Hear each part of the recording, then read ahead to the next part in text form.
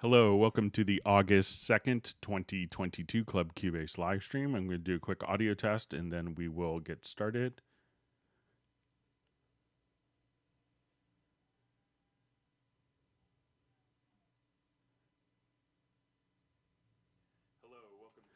All right, my monitoring computer sounds okay to me. My name is Greg Undo. I'm the host of the live stream. I work as a product specialist for Yamaha Corporation of America, primarily focusing on Steinberg products, and I'll be the host for the live stream. I'm presenting live from outside of Washington, D.C. area in the United States in Alexandria, Virginia.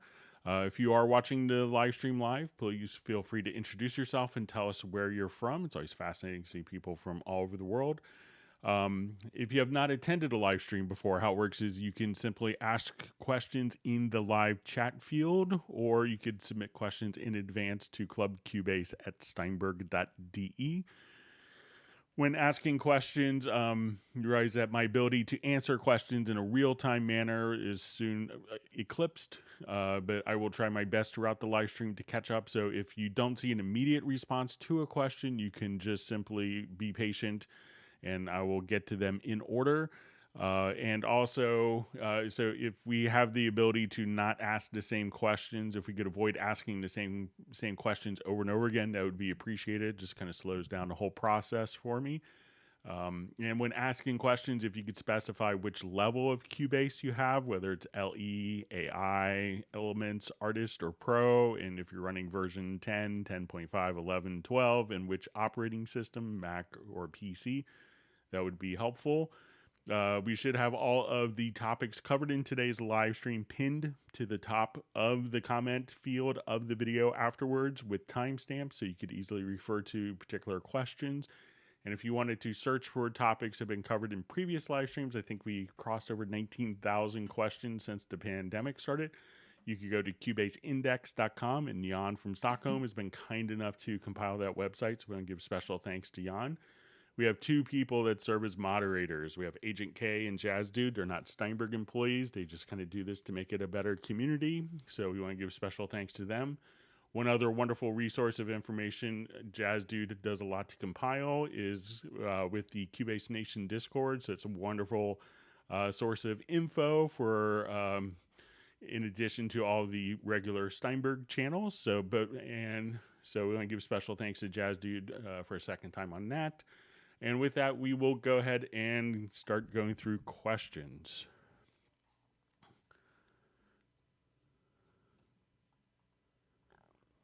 All right, so we see Dimebag on.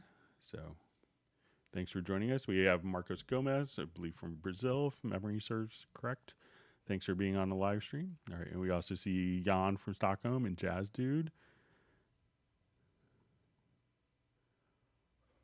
All right, so first question. When I try to quantize analog audio by clicking on the E and then clicking on quantize, nothing happens. The button is not grayed, but undo shows that nothing was quantized. Any ideas why? All right, so let's say if I have like my drum loop here, and we'll just look at it in our sample editor. So let's just come over. Okay, so we're going to look at this, and we're going to open up the E button here. So I'm just going to quantize this, and let's say I'll do it to eighth note triplets.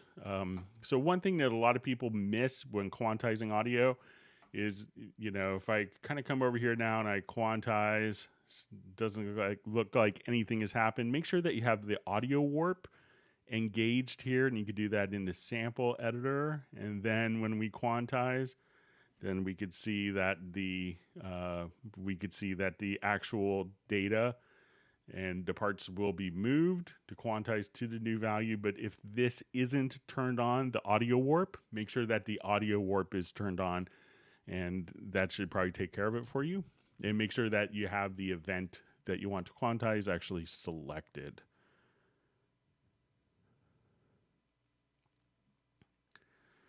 Okay, so we have a question from Mike Rivera. When doing film score, I'm having the video freezing. Is there anything I can do about that? Cubase 12 Pro. So, you know, a couple things, you know, you always check, you could check to see kind of what the codec was that was being used.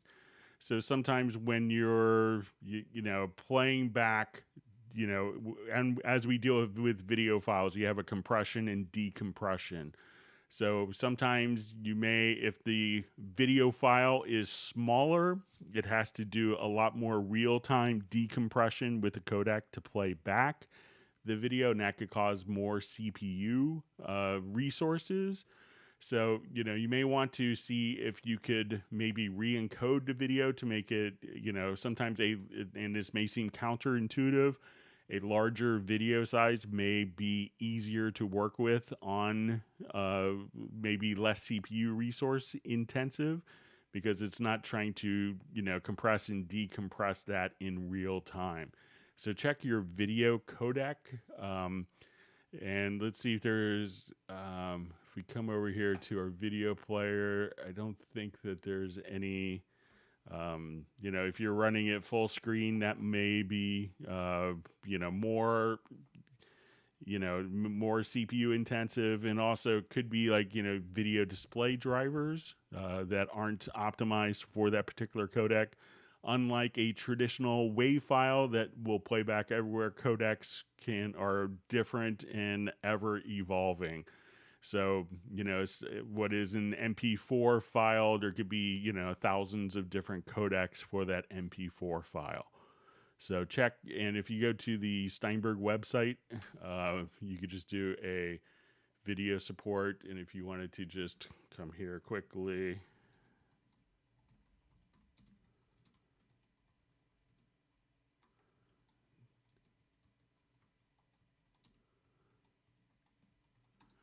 So just video support for that. So let's come right over here.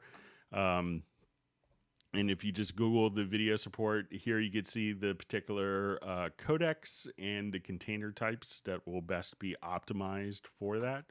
So give that a shot. And you could use this as a reference for which codec and container is actually being utilized for the video file. All right, we have Alexander checking in from Connecticut. Thanks for joining us. All right, we see Mark Rabin. Wonderful to have you from Montana. Just thinking of you as I heard about, I think, some fires in Montana this morning on the news. Hope you're safe. All right, and we have Benny checking in from Sweden.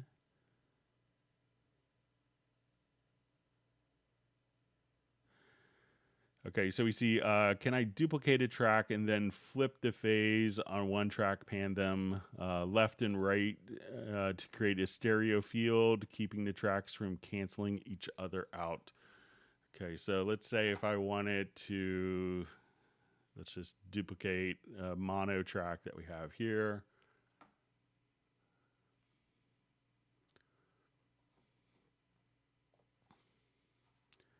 Okay, so let's say we want to take the bass part here. All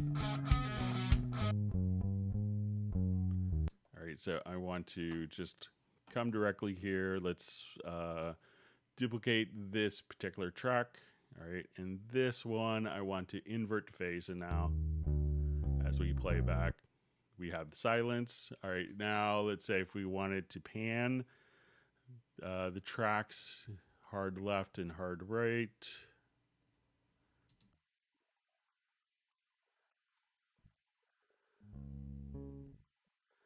So you can kind of get, a bit of a phase effect there. It may be a bit more long-winded than,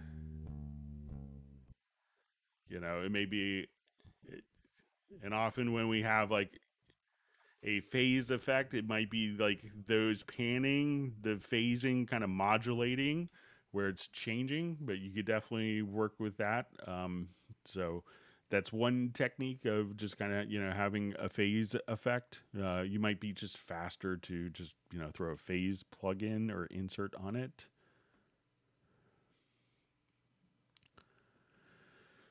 Okay, so we have a question from, I guess it's Gadi.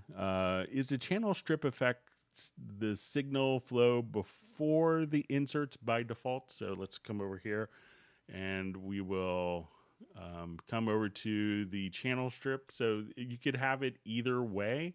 So let's say we have our channel strip here. So currently we have the inserts coming before the channel strip. So if we have like our noise gate, compressors, limiters. So, but if I wanted to switch to signal flow so that the channel strip and EQ in the signal flow come into signal flow before the inserts, we would just kind of come right here. You see this little icon here. So now we do this, the channel strip comes into signal flow before the inserts. And if we click here again, we could have the inserts come before the actual channel strip. So we could just kind of click directly there, and we could toggle the order of the signal flow routing of the channel strip and the insert effects. All right, so we see Rich Cole saying his DAW is Cubase 12 Pro, so it's great.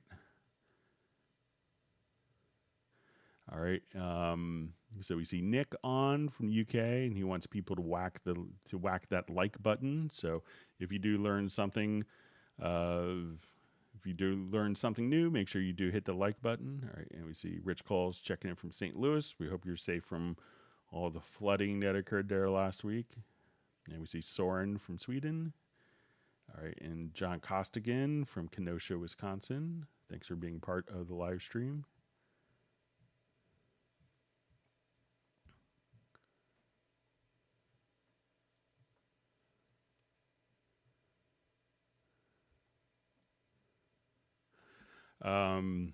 So I just see, hi Greg, could you give us a peek at any more custom macros you've created for composers, if you're allowed to? I know you've shown one or two. I'm always fascinated to see your macro list. I probably don't have anything really compelling. I as you know, I usually just kind of create macros, kind of, the vast majority of these were for that just kind of come up during the live stream that I've kind of created macros. With the one, and this wasn't necessarily for composer, but like an audio engineer in Nashville, is kind of, if you have like, for vocal, like to take a breath out of a vocal, and I've probably shown this a number of times.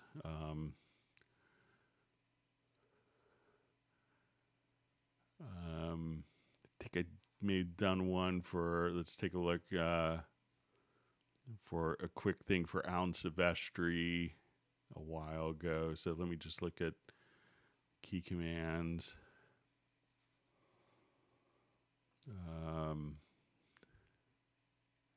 So here's one I did for Alan Silvestri, who's, amazing individual and wonderful composer. He did Back to the Future and I think Avengers. I don't keep up with all my Marvel superhero films, but, an amazing film composer. And one of the things that he wanted to do is, as he was doing step entry, to automatically, be able to place chords. So he could just kind of, like as he was just doing like a single note in step entry, we've done that. I've also like I think I called it minimize breaths. This is one of the macros here for people that like have a,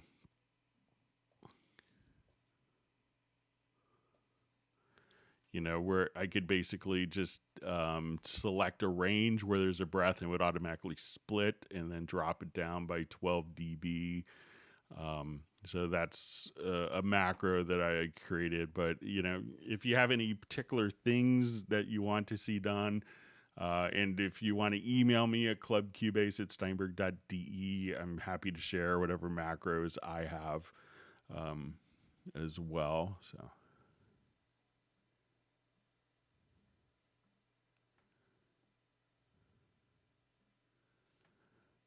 All right, so we see Mr. Morpheus on. Thanks for joining us. Glad you made it today. And we see Robbie Bowling from Dallas. All right, we have Stefan from Sweden, or Stefan.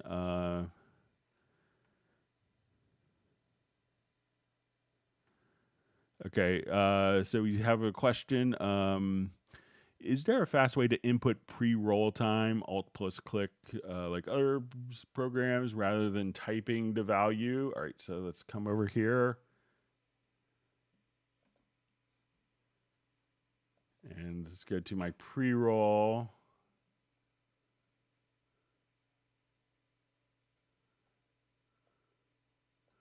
Okay, so I think if you just, like, let's say if we just activate pre-roll, you know, we could just come right over here and instead of typing the values in, just use your mouse, excuse me, use your mouse scroll wheel. So let's say we started 0, and if I wanted to be, you know, 1 beat or 2 measures, you know, instead of having to type the values in, you could increment and decrement all of these just by using the mouse scroll wheel. So this way you can say, okay, I want it to be, you know, 2 measures of pre-roll. So if I just kind of hover right over there, we could just do that. So I think that's pretty fast way. And if you know, wanted to, if you don't see the pre-roll, just make sure that you kind of slide that over there. So let me know if you want to, you know, so if you want to go to 0 to, you know, a couple bars, you know, you could just click right there and just use your mouse scroll wheel to increment and decrement the values. So let me know if that works for you.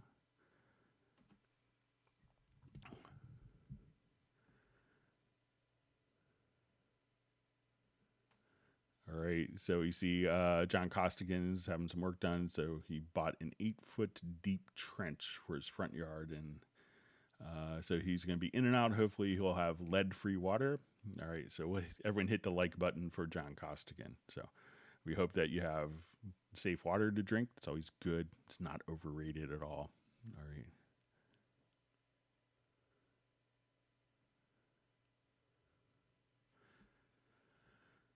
All right, so we have a question. I have a mixing template with my plugins, etc. in Cubase. How do I import my mixing template into a already Cubase session sent to me?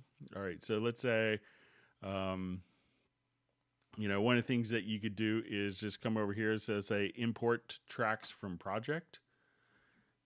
All right, so I will just go ahead and we'll select a particular track here. So what you could do is you could import the particular tracks, and if you wanted to select matching, so if it was similar names, and instead of doing track data to be imported, uncheck like events and parts and probably automation, but leave the channel and inspector settings checked, and that way you could import all of the channel and inspector settings from your other project. Many people will also, if you have it in a template, just drag the files in, you know, into your template project. But, you know, try again going to your import tracks from project. And as we do that, so again, file to import tracks from project, you can select the project, and at that point, and this could be your template that you're starting with, and just choose not to import events and parts and automation. So give that a shot.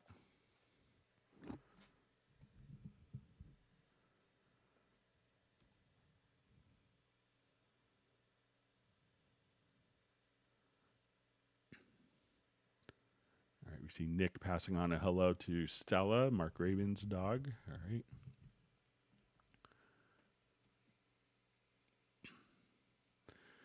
All right, so we have hello, Greg. Question about Stream Deck by Elgato. Does it work well with a new MIDI remote, or it works by the old generic remote? Things to buy, but don't know. Hope for your answer. Yeah. So on my personal computer, I took like every menu option in Cubase and like every preference I took and mapped it to a Stream Deck using the new MIDI remote. So, you know, with the Stream Deck, you probably should download, like, they have like a little function, a little utility that will turn the buttons into like MIDI notes that you could set, like, you know, the MIDI note, the velocity value, and then you could just simply do all of the mapping and populate it in a new MIDI remote. So I did all of the menu functions maybe like half a day once you kind of get into it. So yeah, it works great with new MIDI remote. And what I have is just kind of like a monster. I don't really necessarily look at it in the MIDI remote. I don't have it connected to my computer now. But, you know, I would have, you know, I like each menu I go across and I may have 100. I think there's 128, you know, columns, 128, you know, events going horizontally. So I'll have like the file menu, edit menu. So I don't really look at this because I could see the display on the Elgato. But yeah, I find it works really well.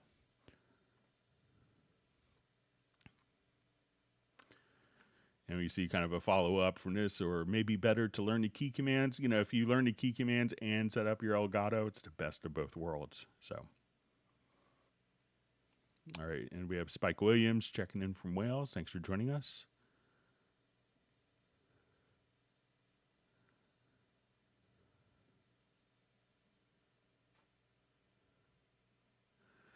All right. All right. So we see from a question. Hi, Greg. What would cause Very Audio to prevent me from dragging? Sorry, my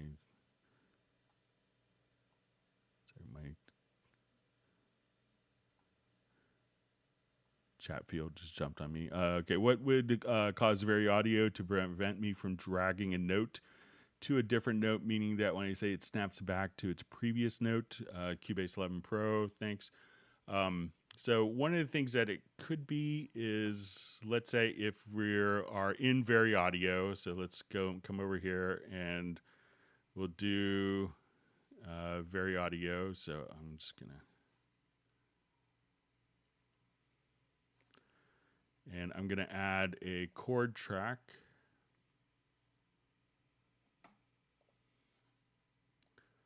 So let's say, okay, this.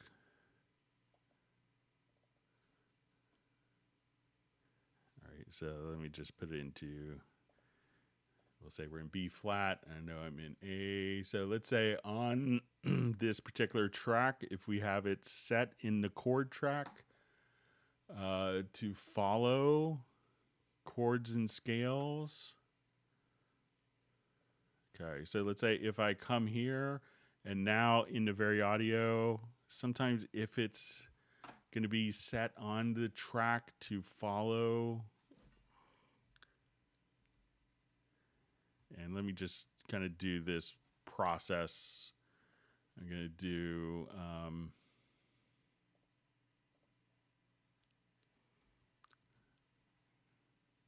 I'll just change this process here. The order of it might make sense. So I'm going to add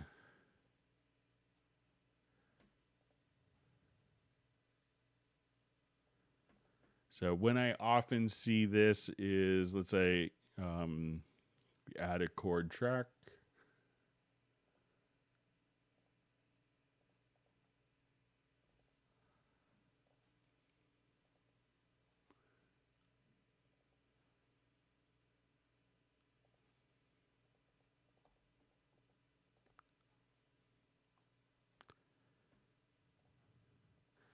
Okay, and at this point, if we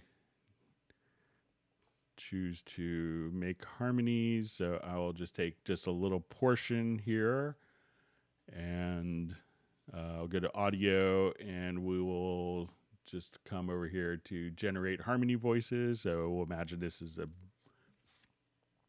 like a vocal part.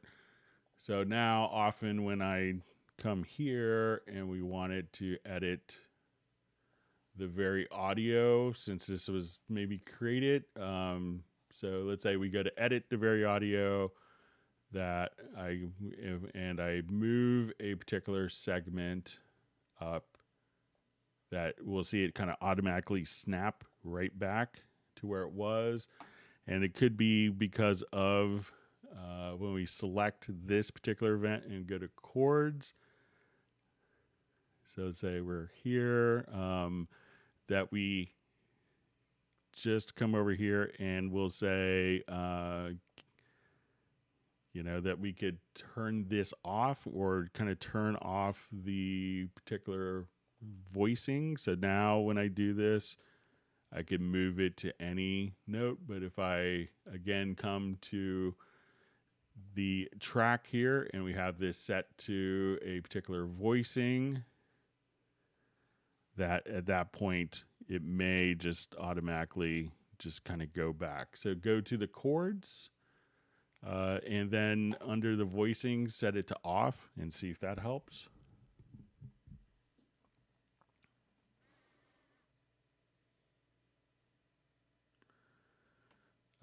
So you see Jay Hatchie.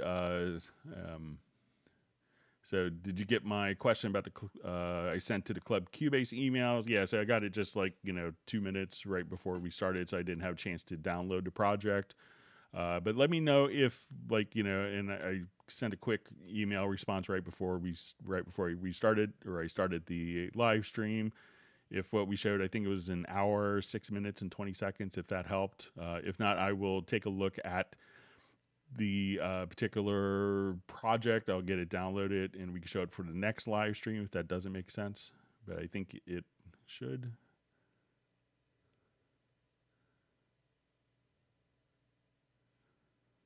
All right, we see that Mark Graben's dog Stella had a nice visit to the creek, to Sparkle Creek with her. So.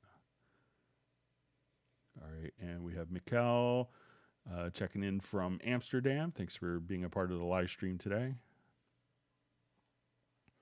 And Filter Freak from Southern UK.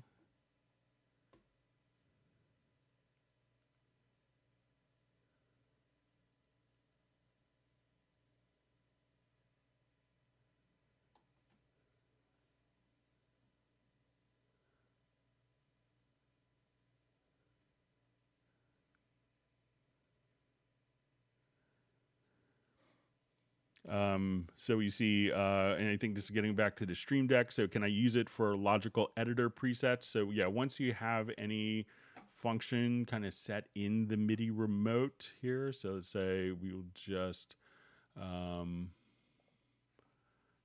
over here. So any function that you have in the MIDI remote, we could just, so let's say, okay, this is kind of a quick Stream Deck thing that I did, but any function that you have, as soon as you come over here, any key command. So if you say, okay, we'll go to process logical preset. So any presets that you create, they could be triggered directly from the Stream Deck. So you could trigger any function, just nearly every function in Cubase, but every logical editor or project logical editor. So just go under key commands.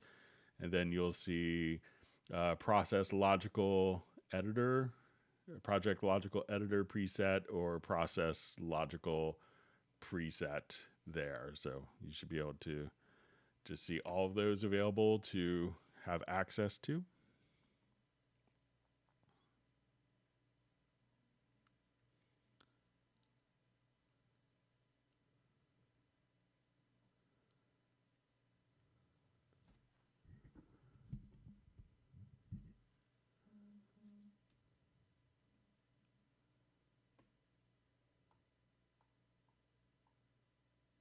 All right, it's wonderful to see Tim Weinheimer on.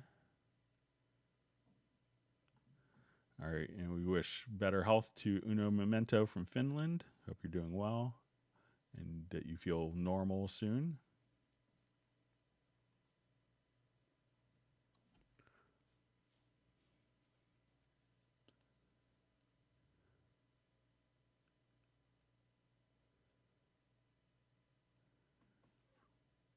All right, and we have Razels checking in from Denmark.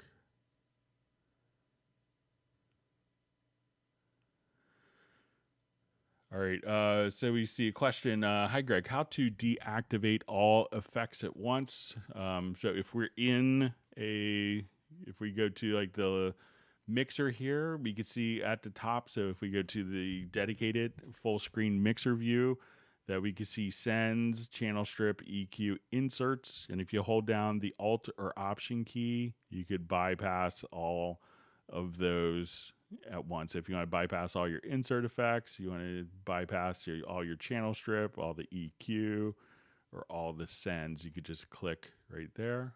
And I think that's, if you don't see that particular function, these will be in the states. So if you go to the setup here, you'll see state buttons.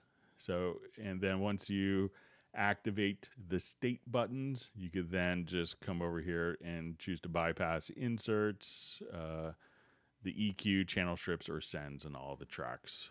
So let me know if that works for you.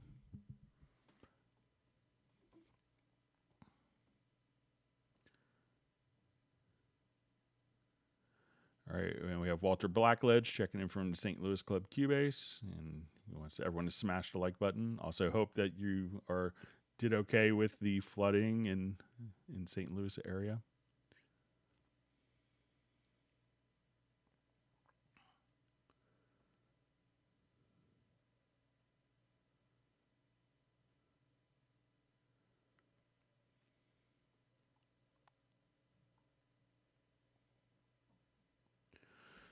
So we see question, what is the best ASIO for optimum use in Cubase 12 if you're using Windows 10 and other music software too? I tried Voicemeeter Potato, but switched back to ASIO.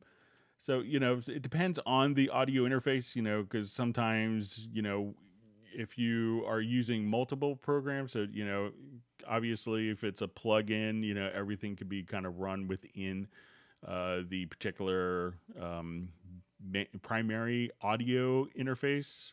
But if you needed to go to other programs that aren't using ASIO, so there's a lot of multi-client ASIO devices, but you could always, if you click on the audio system here, you could just choose release when driver application is in background. And then as soon as you go to a different program, if it's using a different driver architecture, you could just simply,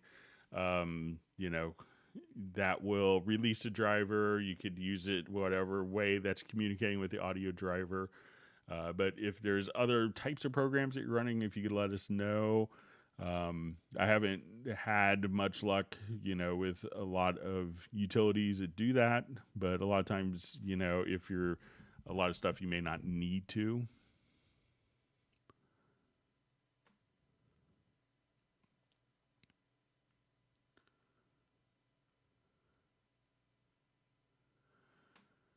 All right. So you see, how do I add send effects or other third-party plugins to the VSTI Media Bay? I saw a video that someone had the FabFilter Pro Q3 there as an instant plugin. So if you just come over, so if we go to media, you could just click on like VST effects, and all of your different VST effects will just show up here, whether it's third-party. So if I wanted to jump back here, so let's say I go to media and I'll go home. So let's say I go to VST instruments. So if I wanted to have, like a different instrument, I could just kind of come right over here. And if I wanted to drag and drop, so at this point, if I have a particular interface here, and if I wanted to see kind of the picture of it, I could click on the picture icon, and then, but any of your plugins that are installed in your system, you could just kind of come right over here and just kind of drag and drop, whether it's third party or built in. And if you don't have the particular, if you don't have the particular little graphic for it, just click on the camera icon. So, but any VST plugin can do that.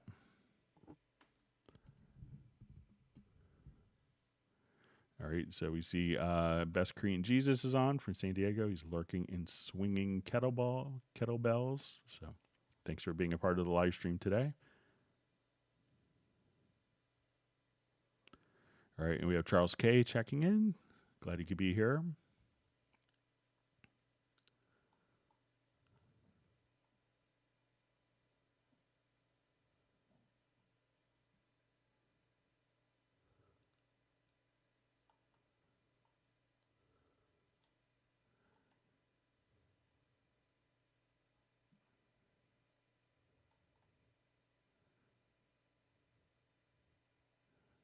Okay, my chat field just jumped. All right, so I think I found where it was.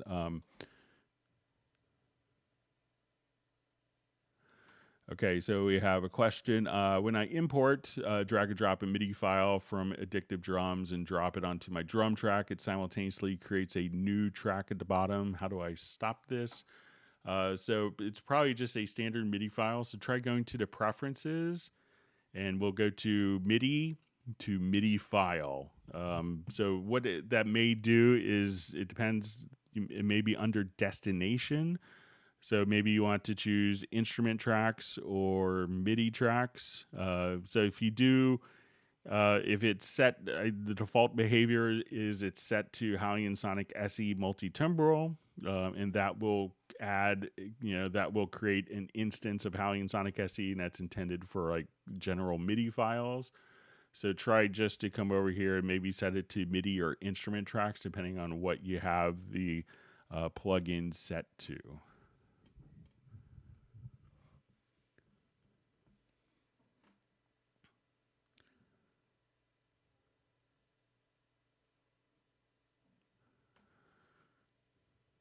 All right, so we have a question. Is there a way to set up Mixbus as part of my production template that as I import tracks, I can link them to the Mixbus, or am I missing something?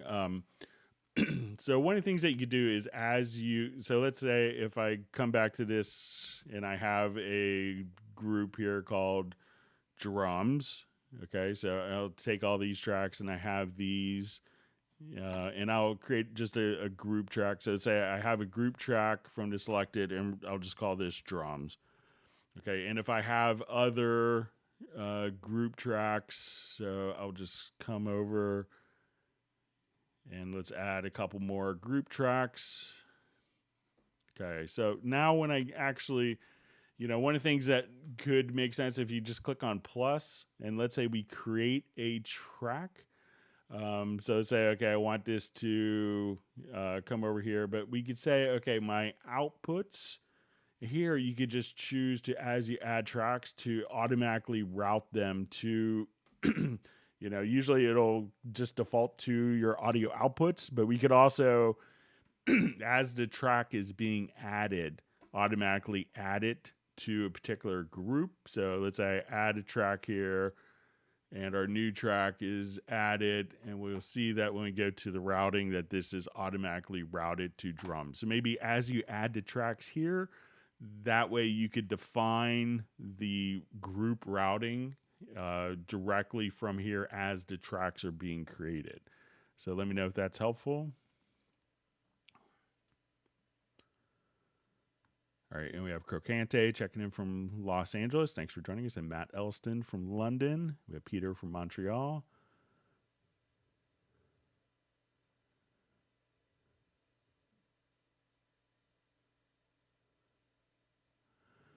All right, so we see from Orrin Bynum. Glad to see you on the live stream, Orrin from Maryland.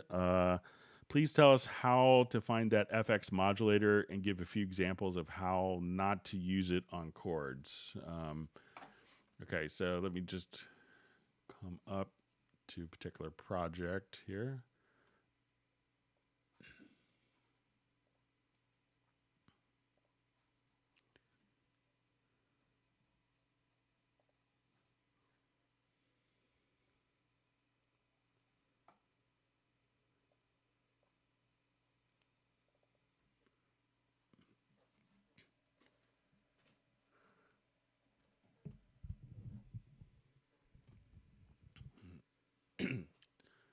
Excuse me. All right, we'll just open up this project. So the FX modulator is a new plugin, and this was introduced in the Cubase 12 generation. So I know it comes in Cubase Pro. It may come in Artist as well. But let's go ahead and just take a look at some of the stuff that we could do with it.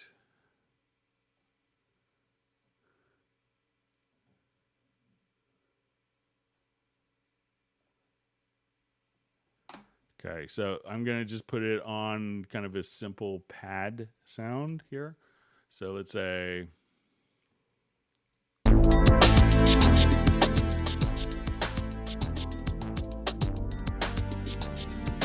All right, so I'm just going to put it on this sound.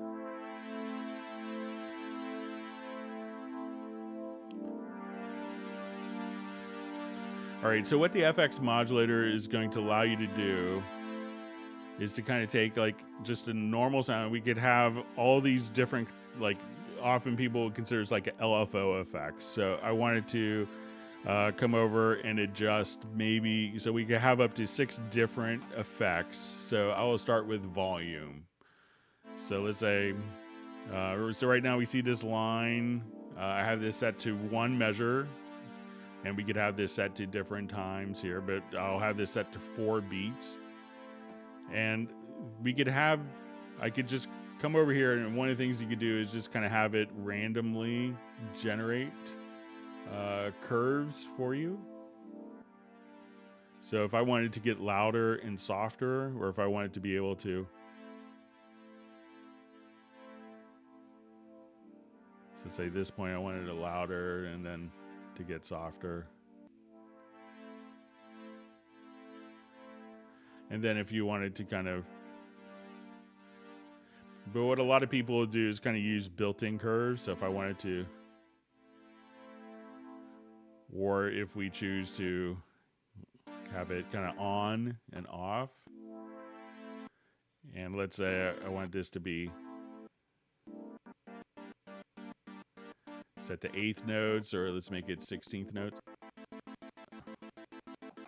All right, so now we could take something that was just kind of a chord and make it a little more interesting, and we could smooth it so it's not so directly on and off.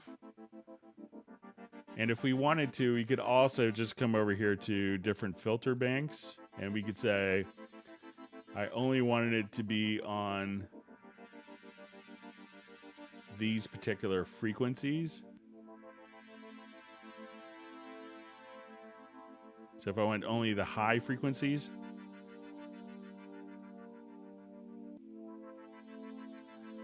and then we could also kind of just choose different modules here. So if I now wanted to put like a panning and say, okay, I wanted this panning to go like this, but I wanted the panning to be every 2 measures. And if we wanted to, you know, put in different type of, you know, flanger.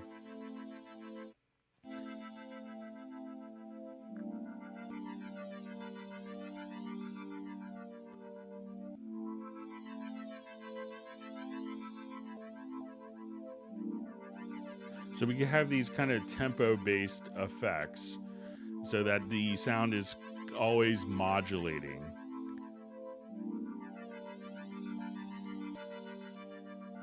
So now we can just come over here. And again, just from a very simple,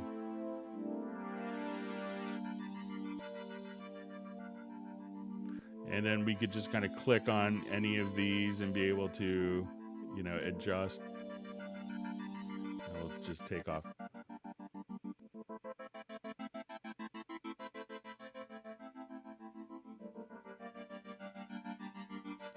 So any type of module that you would want to add. So let's say, okay, I wanted to even just throw in a filter.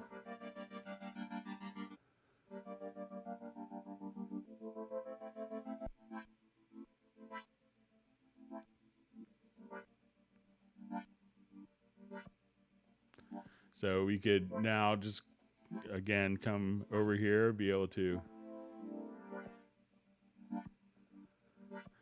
and have all sorts of fun. And even if we wanted to invert. So all of that from just one pad sound going back and forth between 2 chords, we could create a lot more kind of interest and activity going on directly with that particular plugin. So that's a quick run through of some of the FX modulator for you, Oren. Hope you're doing well. All right, so we had a question from Mr. Morpheus. Does that import from project work for importing from any DAW or only from Cubase sessions? So the import tracks from project would be for Cubase. Otherwise, you could just kind of drag and drop any audio file in.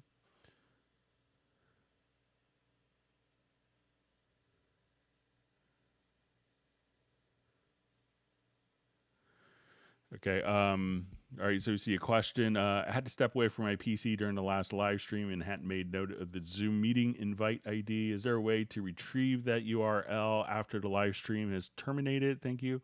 I could send you the live stream, but it wasn't, the Zoom session. We don't record them. It's just kind of a live get together, so it's not recorded. So there's probably nothing to actually look at from that. But sorry you didn't make it this time, Peter. And hopefully next, at the end of August, you'll be able to.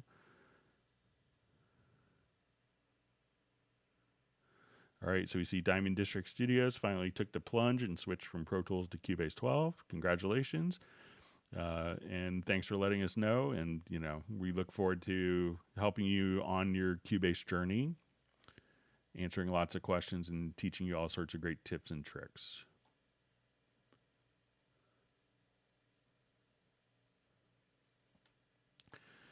All right, so we have a question. Is there a way to split an existing audio event in a project into its left and right mono channels? The dialog for this process is only shown during the audio file import from the media bay. Yeah, so all you have to do is, let's say if I wanted to take this particular file, so we're going to select the track. Come over to project and you'll see convert tracks multi-channel to mono and hit OK. And now we can see that our stereo file is now left and right channels just created that way. So again, select the event, go to project, to convert tracks multi-channel to mono, or you could take 2 mono tracks or 6 mono tracks and make it into a multi-channel format. So you could do it there as well after the import stage.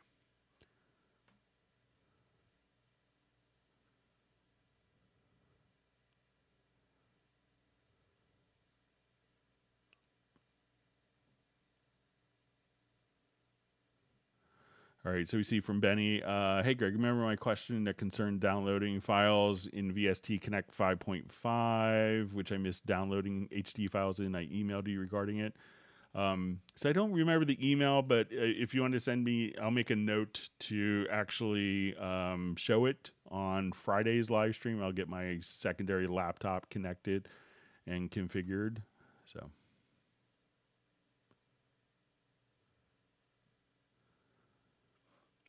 All right, so we see from Diamond District Studios, I have so many questions.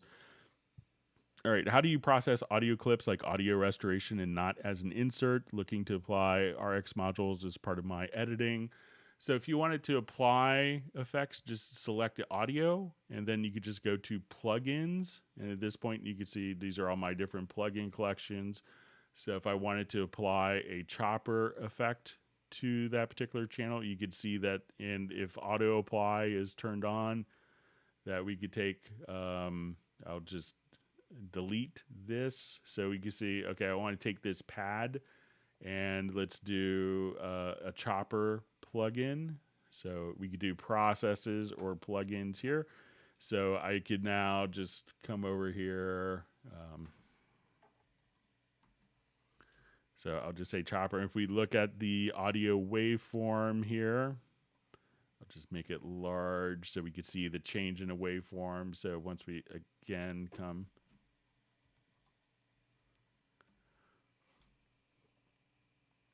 All right, and I click auto apply, then we could just have that pad sound automatically.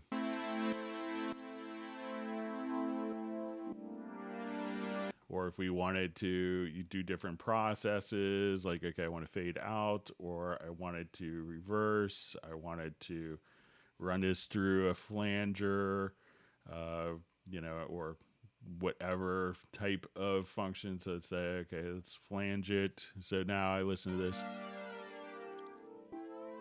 And now I could remove one of these elements without affecting any of the other elements. So just like that, we could remove each of these independently. So to be able to do that, you could just, I'll just delete all. Just go to your audio menu to plugins. There's also processes that could be applied the same way in direct offline processing.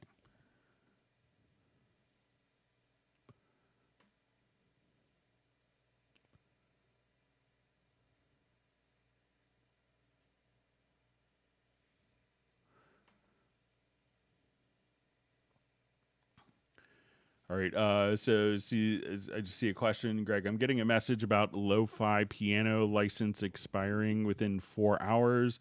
Weren't that instrument free forever from Steinberg? Why am I getting that license message? Cubase Pro 12.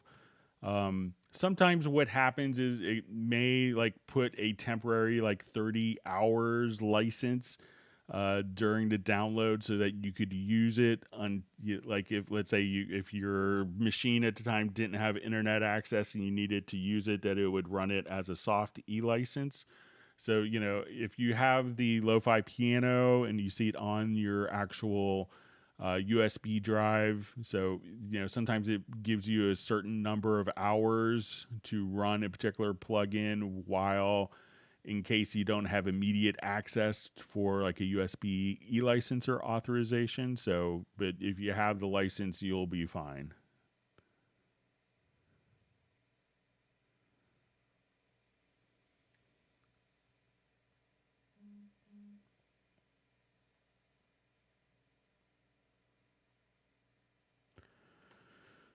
All right, so we see a question. Is it possible to select more than one MIDI input for a channel, but not all? I only see options for single or everything. So you could, have it set to all, to all in all MIDI inputs. So let's say if I just come here to a MIDI track, we have all MIDI inputs. If you don't want particular things to be included in all MIDI inputs, I think if we come to your studio setup from the studio menu and we go to the MIDI port setup, here we could choose which devices are in all MIDI inputs. As opposed, so if you're like, okay, I never want to see this, or I don't want my Mackie control to be in all MIDI inputs. But if you're not actually playing a particular device, you could, for a track, you could just simply, set it for a particular device, or you could, again, turn off particular devices in all MIDI inputs from the studio menu to studio setup and going to MIDI port setup.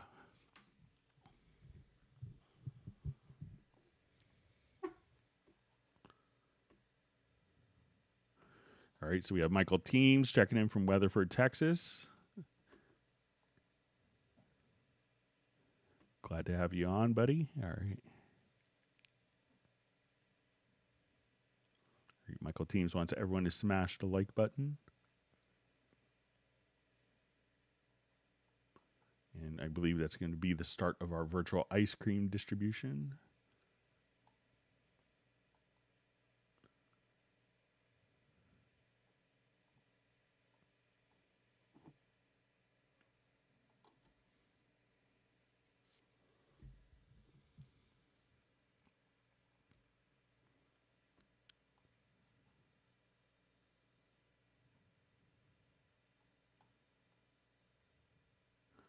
Okay, reading through different comments.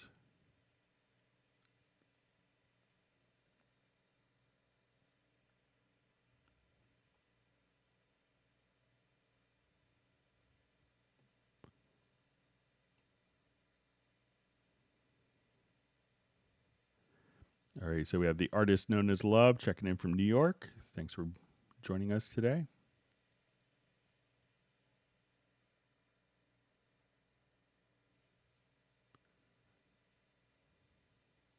All right, see Michael Teams already giving Uno Momento some ice cream to help him get over his cold. That's very nice. All right, so we have the keyboard checking in from Vietnam. Thanks for being a part of our live stream. You know, it's probably very in the middle of the night there. Thanks for joining us. And great to see Kai Wen Franklin.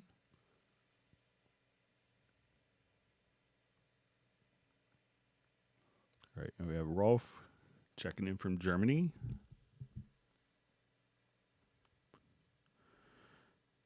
All right, so we see a question from Kai Wen Franklin. Is that a built-in tool, the FX modulator, Greg? So yeah, it came in version 12. So if you haven't checked it out, it's a good rabbit hole. You could spend a whole weekend kind of playing with it.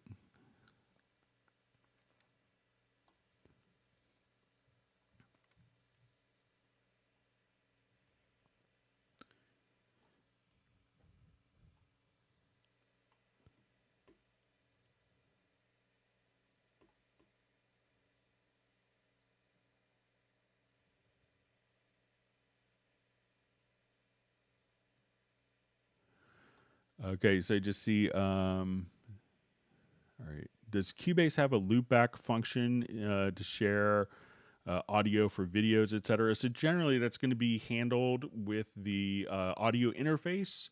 So if you want it, so generally, so if I wanted to come over here, let's go to, I'll show you where it is on, like I'm using a UR24 interface, so a UR24C. So if I wanted to go to my particular audio interface, I could just come over here, I'll activate it, and then we could just set loopback to live cast or to voice chat. So we could just simply do our loopback functionality right there. So generally it's not necessarily the software functionality, but more the loopback is more of a functionality of the audio interface.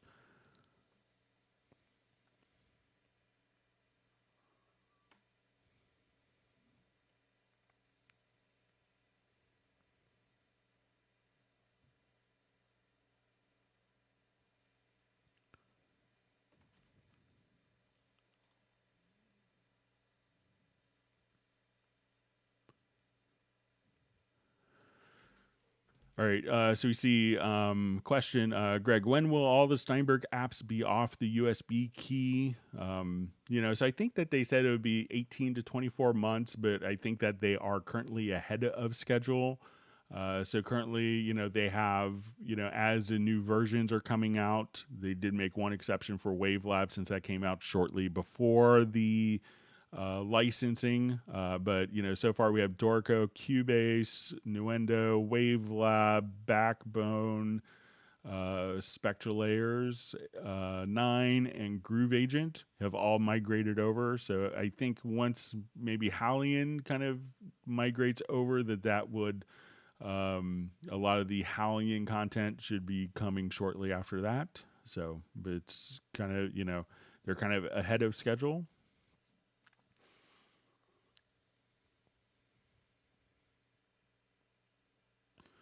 All right, so we see Brian Sawyer from Beulahville, North Carolina. Thanks for being on the live stream. It was nice to talk to you this morning and get your click track sorted out for you. And we're glad to hear that you're feeling better.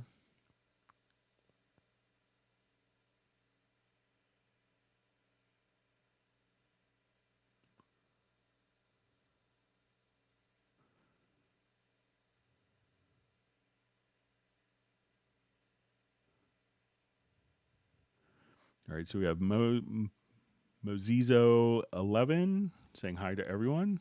Welcome to the live stream.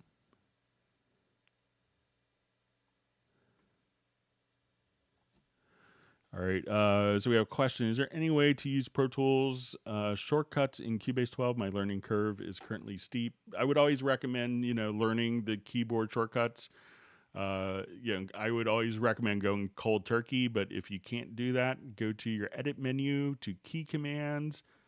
And when you come over here, you'll see presets. So try just loading up Pro Tools key commands. So you could do like previous Cubase generations, rendering macros, sonar. So you could do other key commands. So there's a preset here. So you could give that a try. but I think that I know that key commands can be muscle memory, but I think each program with its own functions can have a pretty significant logic to it. That once you do that, it's easier to kind of transition. It may be painful at first, but I think if you kind of retool your muscle memory, that you'll be in better shape in the long run.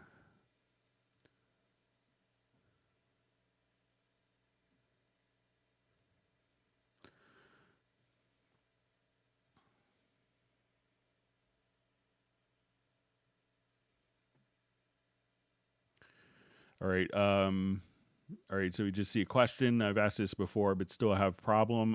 When I do flatten changes in the Arranger track, I can't go and continue the song unless I duplicate the last bar many times to make it go. All right. So.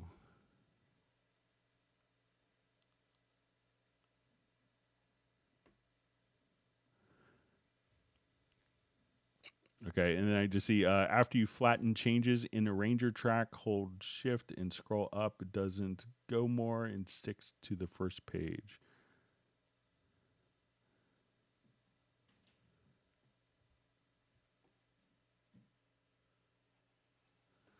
All right.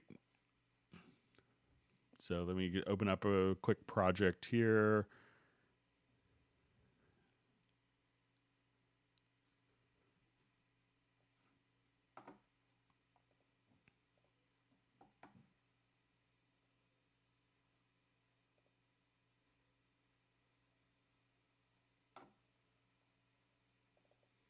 This has some Arranger track info in it.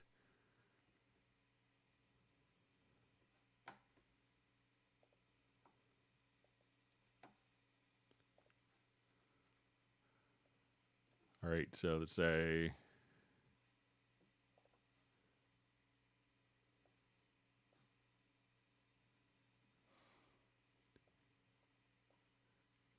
okay, so I'm just going to activate the Arranger track here. So let's say if I'm starting, and if the Arranger track, if you're not familiar with it, what it will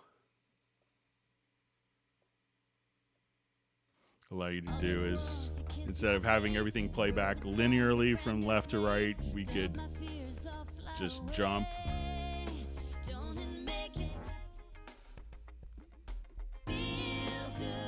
So we get to find different sections of the song. All right, so let's say I want to take this arrangement and take it from a non-linear, kind of jumping all over to a linear arrangement.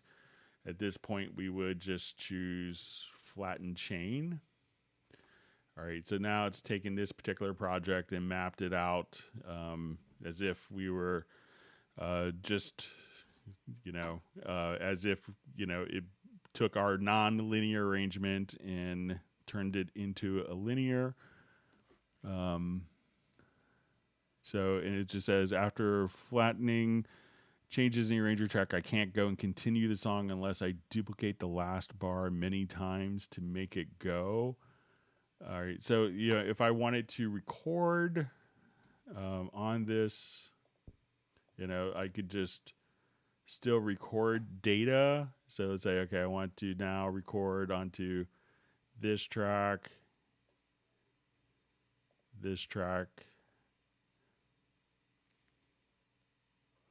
and let's say, okay, I wanted to now record.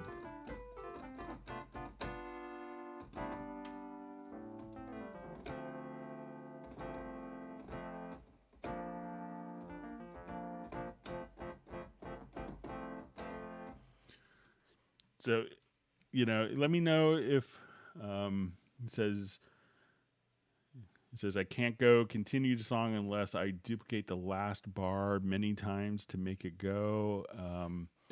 So, make sure that, let's see if it's, so once we flatten, we don't have, make sure that, let's see if I change like the Arranger track settings here.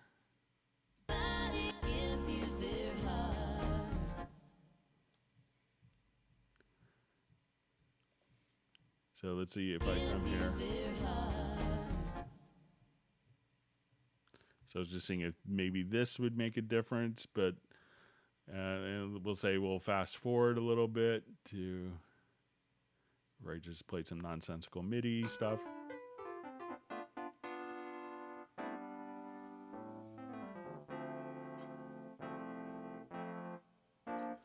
All right, but let me know if I'm misunderstanding or if I'm doing a different approach than you are, Ali.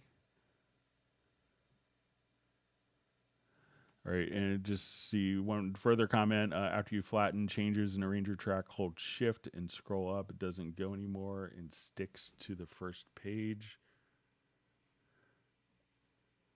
So let's say if I'm here, so I'm gonna just, so I'm just shift and scrolling up. So, but let me know if I'm doing it differently or if I'm misunderstanding, Ali.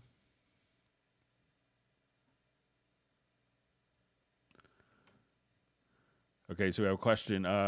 When next Cubase version, 12.5 or 13, be released? Cubase 12 was exception released in March. All the year's versions were released in November or December. So, you know, it's not necessarily where we come out with new versions just to have a new version in November. So it's as features are developed. You know, it does take a tremendous amount of development, testing, and engineering, and conceptualizing new features. So, you know, I would say that, you know, because, you know, just because we normally release in November, that if we released in March, we're not going to come out with another major version, you know, in November. So maybe, you know, since the schedule, you know, and it's never an official schedule really, you know, but the development team is always incredibly proficient, you know, with meeting their goals and deliverables, that they're able to be so consistent in the past. But, you know, with, you know, a lot of stuff like new processors, new licensing systems, new operating systems, you know, I wouldn't expect a normal, I would say that the update, you know, wouldn't be coming in November. And I think that would be too fast. And a lot of people are still getting into version 12 and just starting to experience it.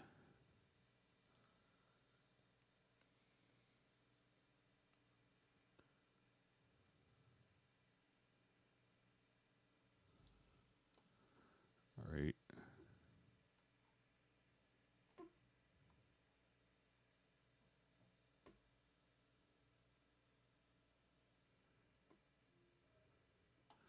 All right, so we have a question.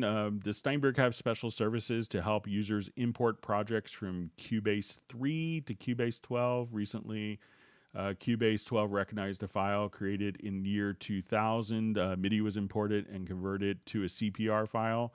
So if you go to SX3, and it's still available to download, and if you have a USB-E licenser, and it's assuming you have a USB-E licenser if you have a previous version of Cubase, but you could download Cubase SX3, and at that point, just take, you know, and that will allow you to import a .all or .arr, so the previous generation song and arrangement files. So you could import those into SX3 and then export it. But we don't have a service that does that, you know, and that could be problematic, you know, for us to be in possession of copywritten material. So, but, you know, you could, you know, there are many people that have older computers that do this, or that will just on Windows install SX3 and still have it working, and load it into,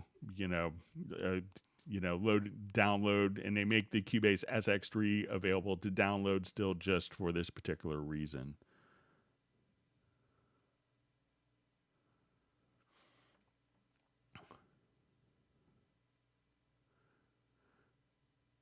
All right, so we see just a comment, removing inputs from the all option still doesn't allow selecting more than one. So, but you could still have more than one MIDI interface. So it doesn't allow you to choose two specific, you know, MIDI devices for inputs, but you can limit it to only those particular two. So.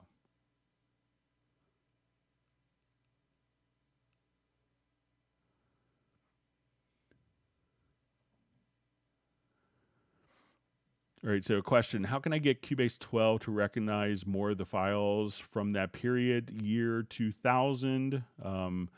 So, what I would do, if you have a USB-E licenser base, is just to download, again, the Cubase SX3 and be able to open up SX3, and at that point, just simply import it there and save it. And realize that, it's been, over 20 years since that, but, you could still do it. I did it 5 or 6 years ago with for the incredible guitarist Alan Holdsworth, and it worked great.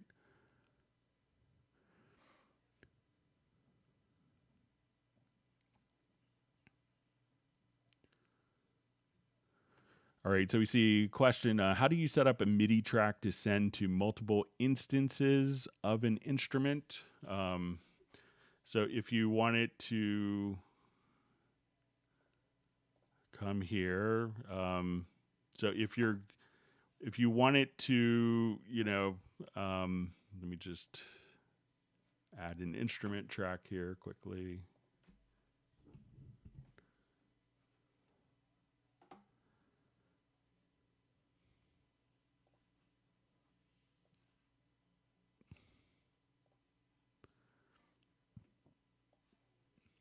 All right, so say I have a little electric piano on channel 1 and an organ on channel 2, so kind of both ethereal kind of sounds. So a couple ways. So one is to, as we come over here, if we have the MIDI track, so if you wanted to send to like the same particular, if you want to send to the same instrument to multiple channels, we could put in MIDI notes here.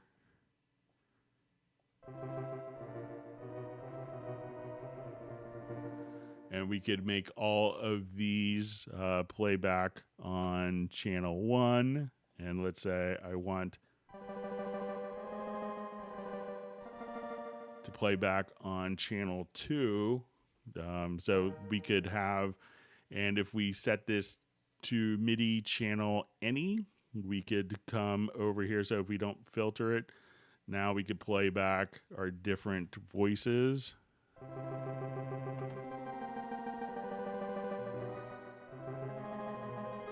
So let's say if I just come here, so as we would select, our different voices, we can say, okay, this is MIDI channel 2.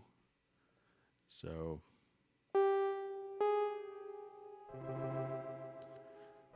now if it's going to be set to different devices, one way to do this, and it's not using an instrument track, but using a MIDI track. So if I wanted to come over here and let's add a MIDI track. So I'll just go to my instrument rack, and we're going to add a rack instrument. So let's go ahead and make it a Hallian Sonic SE. And at this point, we could go to, you'll see MIDI inserts, but you also have MIDI sends. So I could send it to,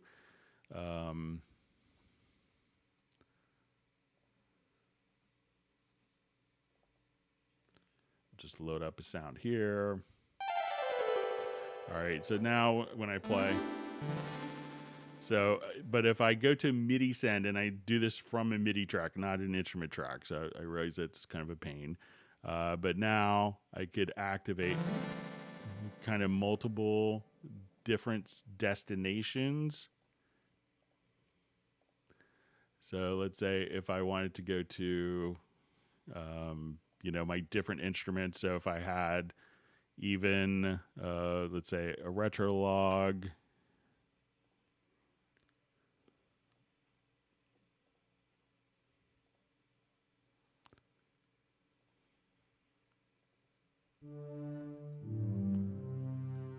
So let's say I go back to my MIDI sends here.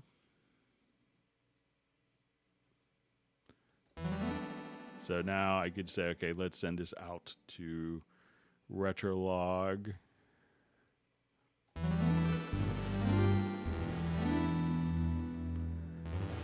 So at this point, we could just say, okay.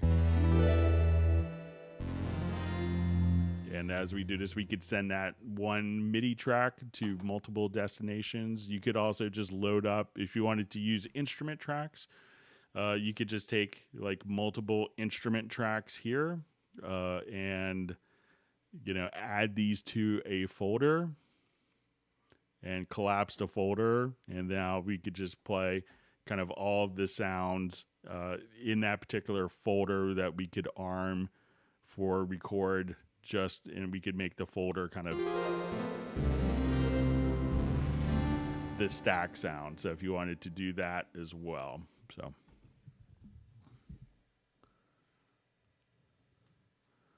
All right. Great to see David M. checking in from Liverpool.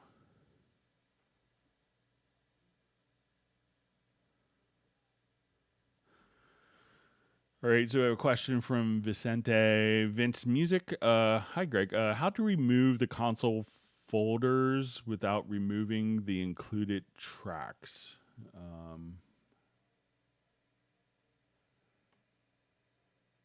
Okay, so let's say here we have, let me just create some, I'll jump to a different project where we could have some more folders.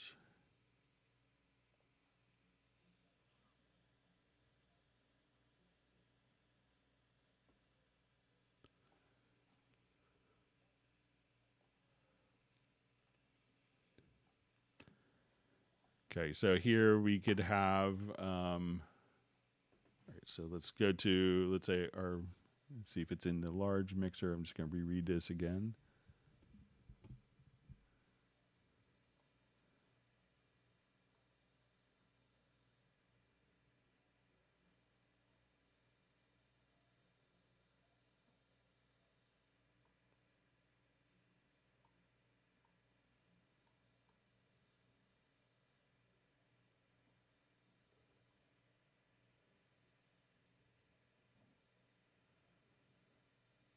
Okay, so it's how to remove the console folders without removing the included tracks. So once you have if this is the folder that you're talking about here, so let's say, okay, I have my folder of all of my drums. So I think that this is just going to, if I wanted to take all of these tracks on the project window, so that's just going to reflect.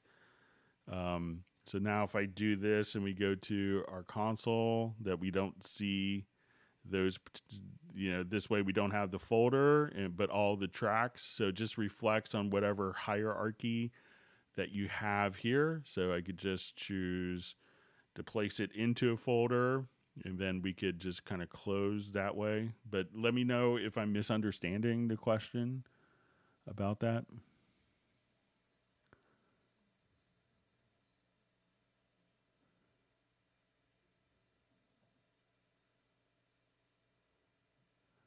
All right, so we see just a clarifying question. I have many keyboards controllers on any particular channel. I want to select one keyboard and one controller for that channel in the MIDI input drop down. How do I select more? So there's only going to be the one particular, you know, it's either on the MIDI tracks, it's either going to be, you know, the one particular input or all MIDI inputs. So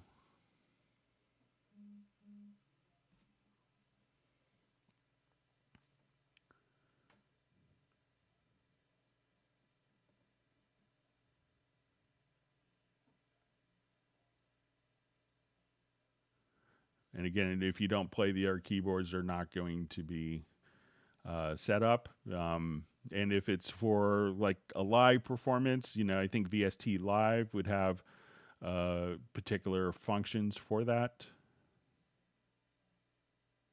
I think you could set VST Live for that, but sorry if it doesn't work the way you want it to.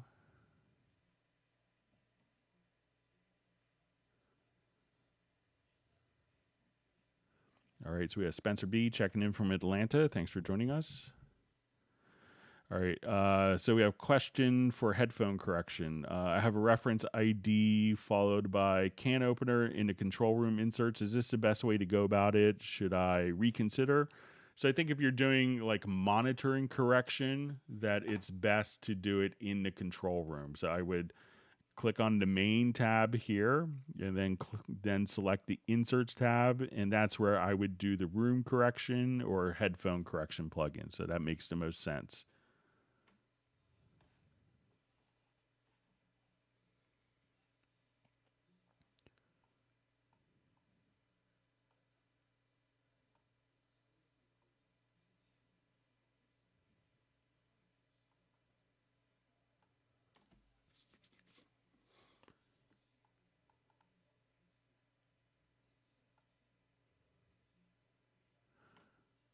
All right, so we see a question from Spencer B. I have created a chord track. It seems any virtual instrument I add after this now plays whatever is on the chord track. How do I change the behavior? All right, so let me just go to different projects. So one, as Best Green Jesus just mentioned, one of the ways is just to mute the chord track itself. But let's go ahead and just create a quick.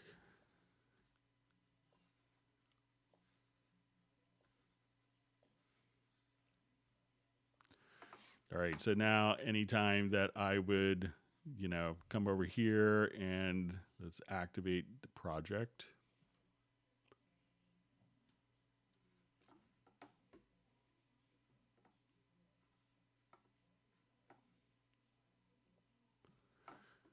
All right, and so now if I play back, and let's say I activate both of these, let's say if we have,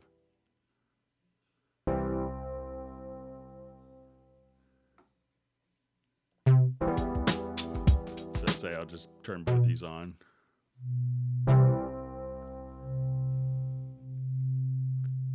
All right, so anyone, you'll see just right here to the chord track, you could route it to a particular one, or you could have it set to use monitor tracks, or once again, if we just mute the chord track, then it's not going to have any impact on if the track is armed for record or just mute it. So some people will always have like a piano that they're using, but if you just mute the chord track itself, then it won't play back those chords on all the different newly added instrument channels that you're sending MIDI to.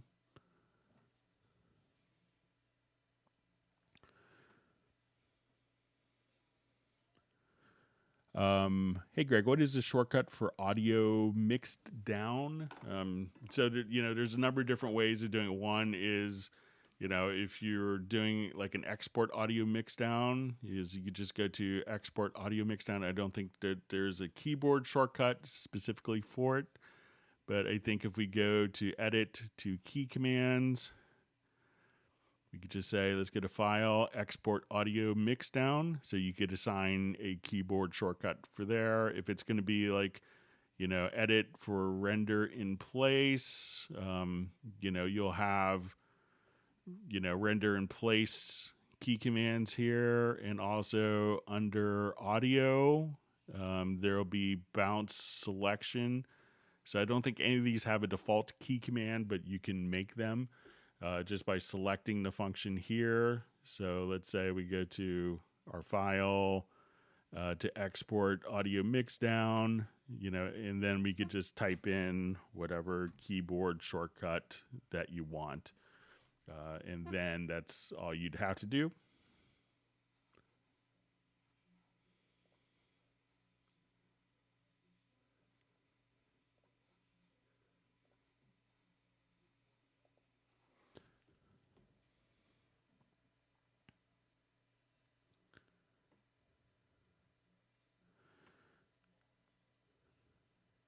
All right, so we see question, is Cubase SX3 still available to download on Mac? Yes.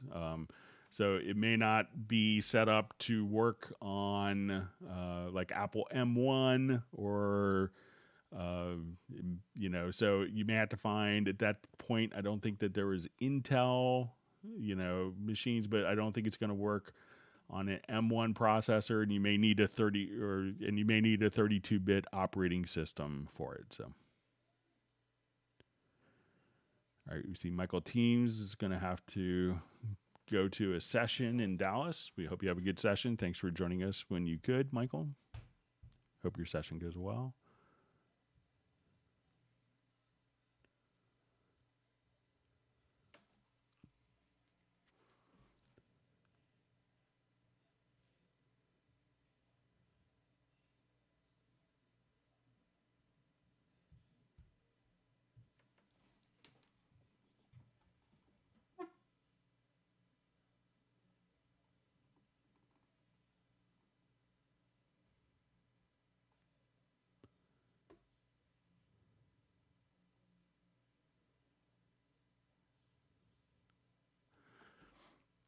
All right, so getting back to our multiple input controller. So yes, I could limit input to only 2 devices on channel, but your method forces all channels to then have the same settings. I need different combos and different channels. So one thing you might want to try is, let's say if we come here to the input transformer, so it could be that you could set up each of the different controllers here. So let's say, and maybe you could have each controller output to a very specific MIDI channel. So let's say if we go to our track, at this point we could say, let's open up the panel, and I think there might be even presets. So you could, you know, maybe if each controller is transmitting on a different MIDI channel, that you could come over here and you could do channel filtering. So you could say, you know, pass only channel 2, so that you could have multiple. So each track you could have 4. You could set up multiple conditions on which MIDI channels, regardless of the port, that will be going to a particular channel. So try experimenting with the input transformer, and then maybe you could limit it to only and set each controller to different MIDI channels. Sometimes you could also do these patches, you know, depending on your MIDI interface, could sometimes create groupings like this automatically for you as well.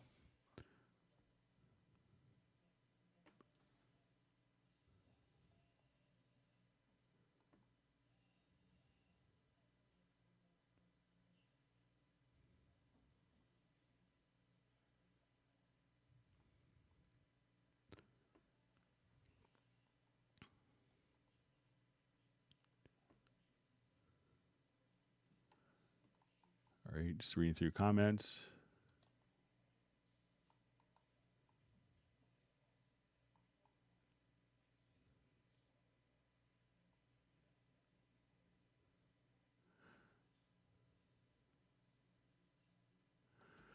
All right, so we have a question from Holland. Hi, Greg. Is there a way to change volume in a part of a track just by selecting it without the cut of the part? All right, so if I wanted to, let's say if I just come here and let's say if I have the automation lane open and I use my range selection tool, at that point I could just do like an automation bump. So let's say if, okay, I want to take my range tool and I want to take that range, I could raise and lower without having to kind of split the events. So let me know if that works. But if you need it pre-fader, you know, you could make a macro to automatically split and then, you know, increase that selection if you wanted to. So we could just, so if I just, is it Shift X? So, but if you, you could make a macro to do that.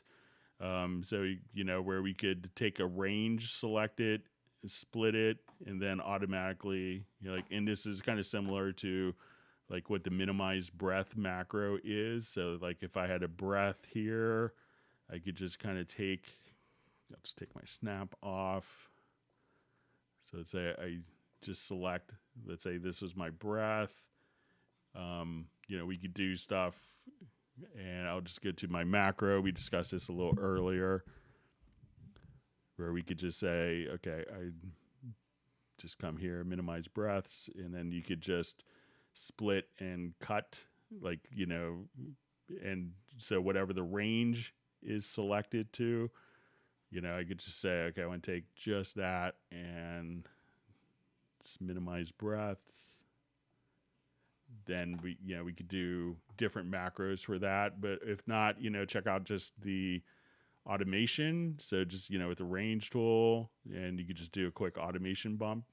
But if you need it kind of at that level, it would need to be split to be separate.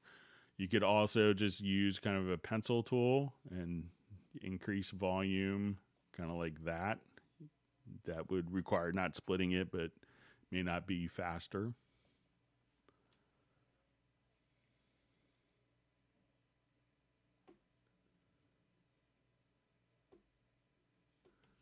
See, Michael Teams is getting his ice cream distribution in early. Thank you, Michael.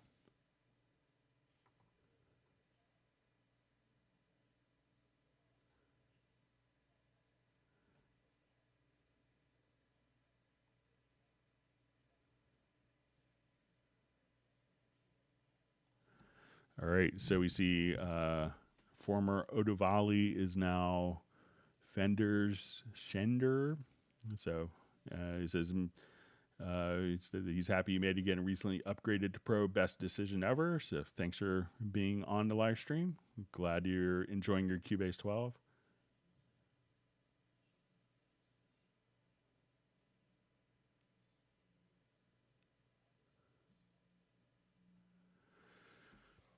All right, so we just see, hi Greg, question, how to copy and insert a section of events between another section of project so that Cubase automatically shifts over the rest of the project and I don't have to rearrange manually.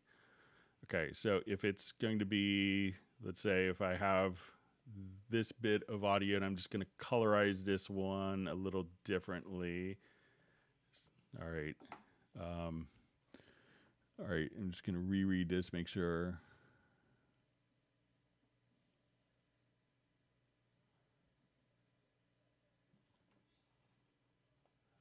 All right, and I'll just make this a different color.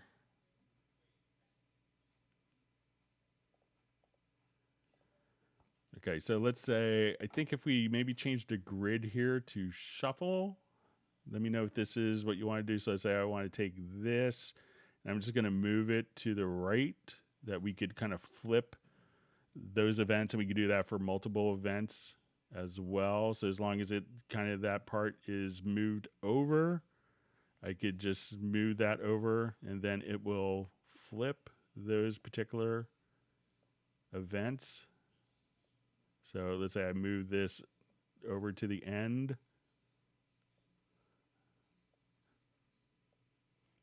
So let me know if that's kind of what you want to accomplish. And again, we would set the grid mode here to shuffle to do that. And I'm just going to reread. So let me know if that helps. And this is for distinct beats. All right, so we have Micro Blitz says absolute newbie here. Please be gentle. So yeah, just feel free to ask any question. I don't think anyone's ever mean to anyone. I think it's a wonderful community, and welcome to the Steinberg family. And please feel free to ask any questions. All right, so we have from David M. Hi, Greg and everyone. Do you know any issues running Cubase 12 if you upgrade from Windows 10 to 11? Thanks. So Cubase is designed to run on Windows 10 or 11. Anytime that you kind of upgrade from one operating system to another, there may be just like weird system instabilities. I think 10 to 11 is a pretty gentle upgrade. I know personally, like I had one laptop that was kind of a Windows 7, like a very early Windows 7 laptop. And when I tried to go from Windows 7 to 10, it was problematic when I did it twice with 2 different versions of 10. And then I just kind of took the whole system down and just started from scratch, reformatted drives and installed Windows 10. And then that laptop has been flawless ever since. So, but I don't think there's anything with Cubase to be concerned about, but every little component, maybe. If you don't have to upgrade, I know sometimes people always, like I get this sometimes from my mom, oh, I got this message, I should upgrade this version. I'm like, do you really need to? Or you just got a message and you feel like, like you're not going to be able to do something later. So if you don't have to upgrade, on your particular computer, I tend to leave my computers with the operating system they came on for as long as possible. And it's always been, pretty stable for me. So.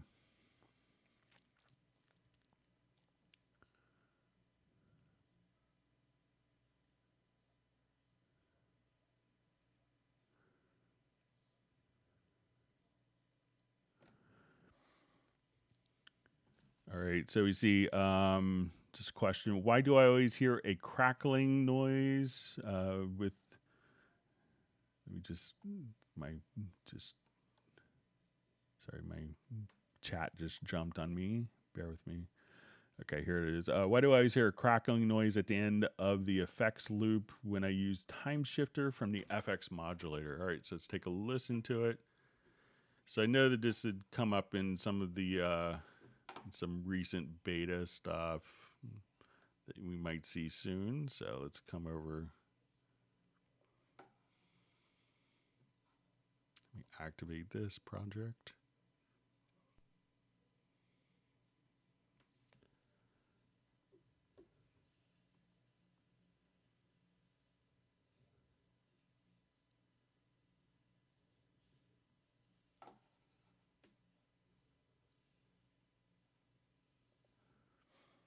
All right, so let's say I'll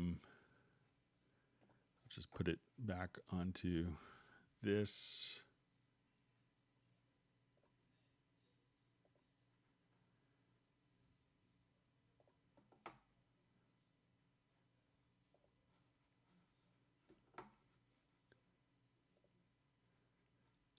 All right, so let's come over here to our time shifter.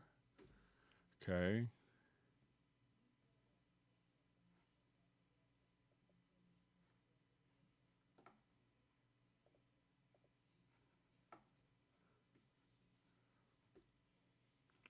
Okay, so let me just.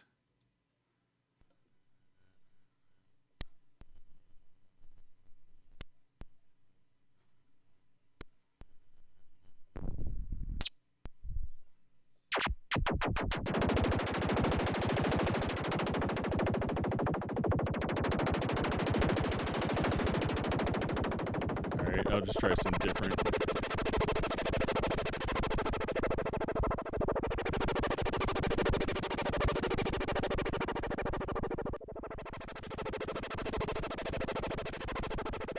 I'll just set this to.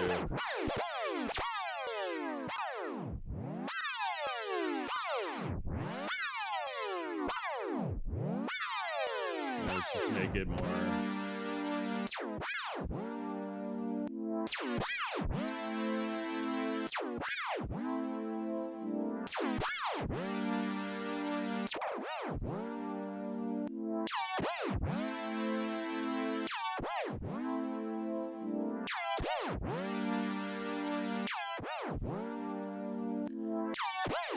So and let's just come here and, all right, so just.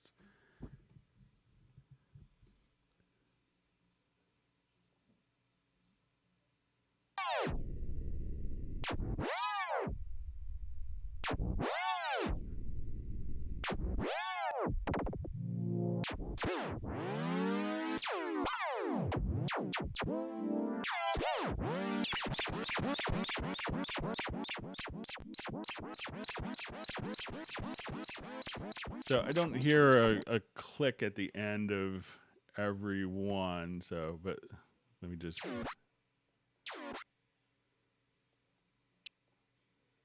say I'll just move this here.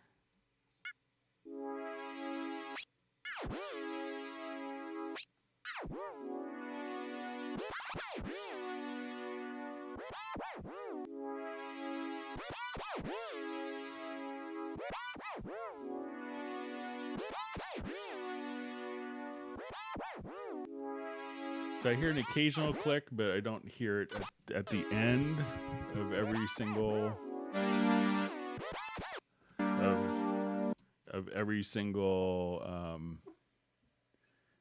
at the end of the effects loop. So, but let me know if I was doing something differently than you.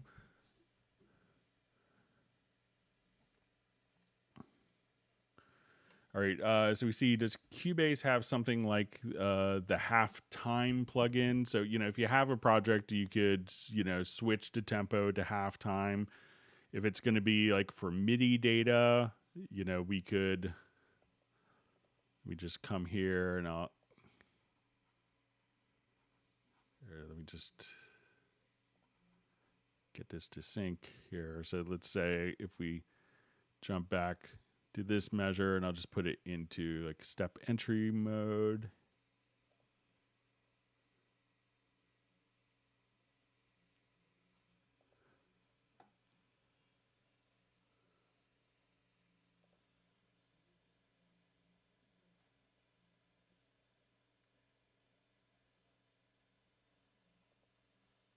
Okay, I'll just make it more visible here.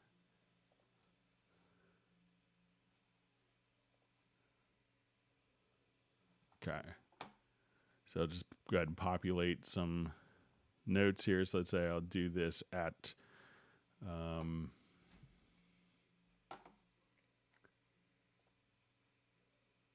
we'll set it to quarter note.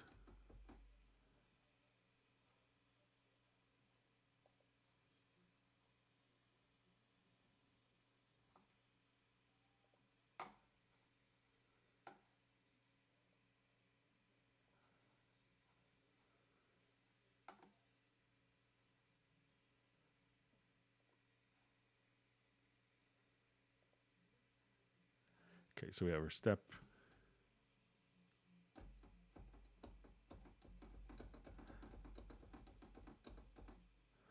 All right, so if we wanted to take this and do half times, I think you could even take all of your MIDI and let's come over here, and I think there's presets for this in the logical editor.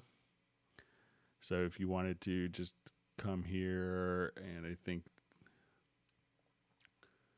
let's look for factory presets.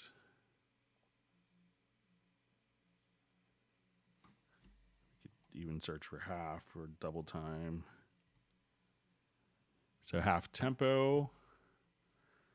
So if I wanted to take these and just automatically take all of my MIDI, I could double the length of all of the MIDI just like that, or we could, just choose to multiply by 0.15 into position. So, if you want to do half tempo, if you want to do it for audio, we could do that just by placing it into musical mode, and you could use a Project Logical Editor preset to half the tempo. So let me know if that is helpful for you.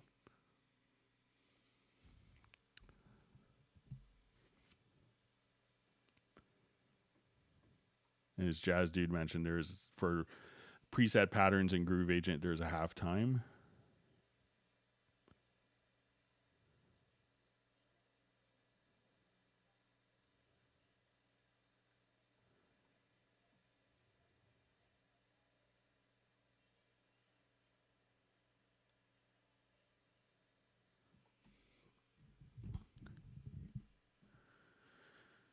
All right, so we see question, does the controller panel support the Behringer X-Touch flying faders properly? Only I can't get them to recall when playing back.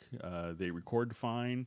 So probably if you're coming up here and we go to your studio setup, and if you're running it as Mackie control, what I would do, so you're probably going to add a Mackie control. Make sure that you have both the MIDI input and output ports set correctly. if the output port is set correctly, that means it's transmitting, but the MIDI input port, where the information is being sent from the computer to move the faders, may not be set correctly. So I would check the MIDI input port there. But if you have it set up as a, let me know if that's how you have the X-Touch set up.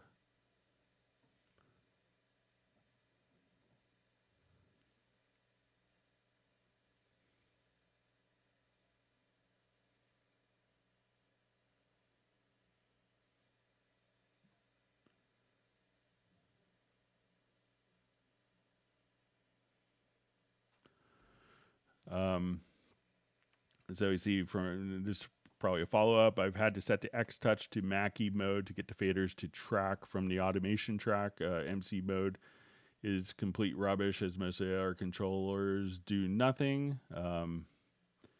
So if you're doing it in the MIDI remote, sometimes, some MIDI remote devices don't necessarily, I don't have one of the units, but I can see, like, I have a Korg mic nano control, and this will automatically, kind of reflect. So this doesn't have flying faders, but some of the devices can automatically show reflections. But check, depending on like how you have it set up, if it's going to be for selected track. But sometimes the information coming back from the MIDI remote may not be what the X-Touch is looking for to actually control it.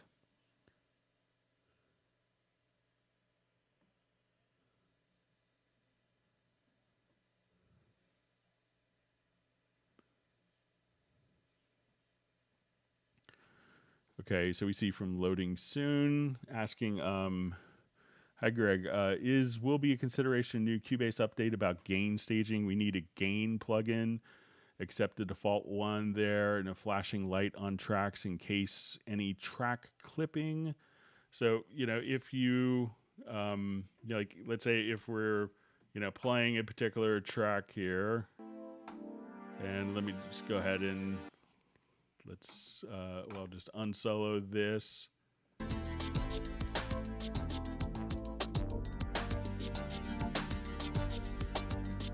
And let's say, okay, I have this.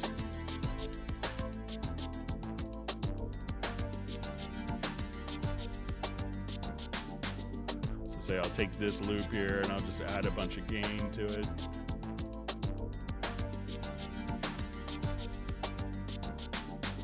I'll turn the volume down here.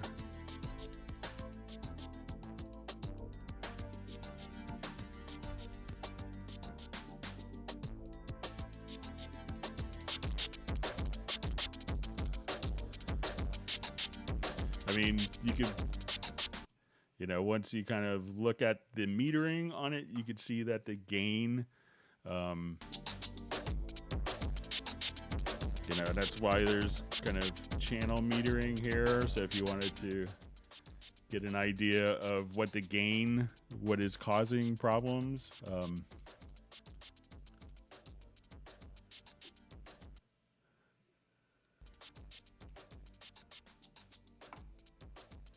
so, some people will use that as a particular effect. But if you want a flashing lights on the track, most people would tend to just kind of use the metering for gain staging.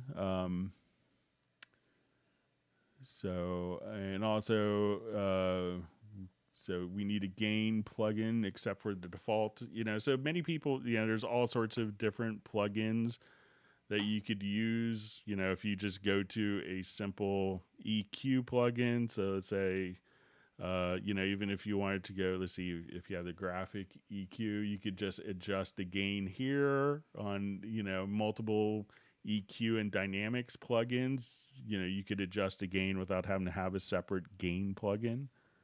So, but I'll pass that along. All right, wonderful to see Madge Deepers checking in from the UK. and you don't have to worry about being late. We're just happy that you're able to join us today.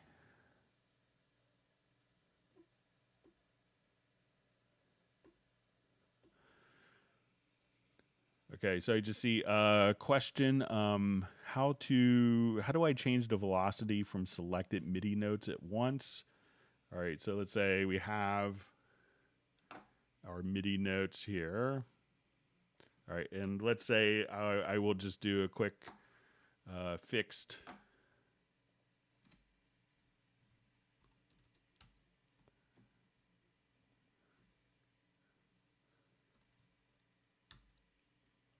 Trying to remember my.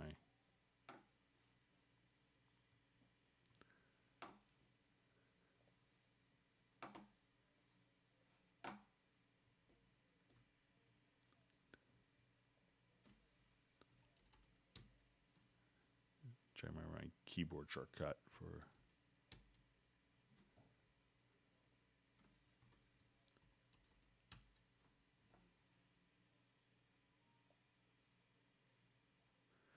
All right, so let's say I want to take like let's say I want to take like every other selected note here. All right, so let's say I just want to take those selected notes. So if I go to the info line here, we'll see velocity, and then I could just adjust the velocity directly there on selected notes. So just using the info line. And I think if we have multiple selected notes, you could hold down.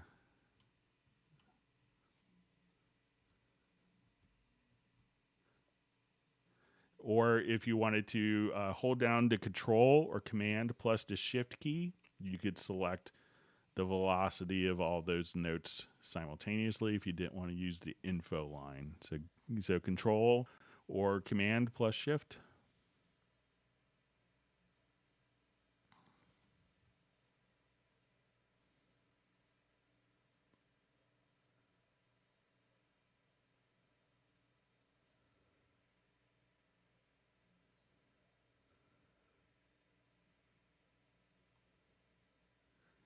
All right, my chat field just jumped again. It's doing a lot today.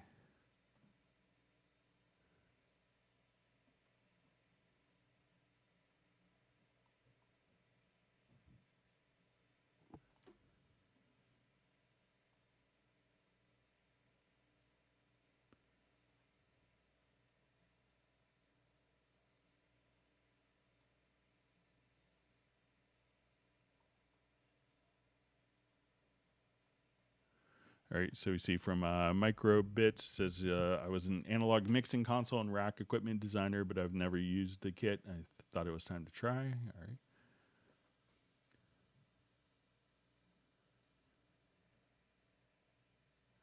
Okay, so we have Samson Strike checking in from Austria.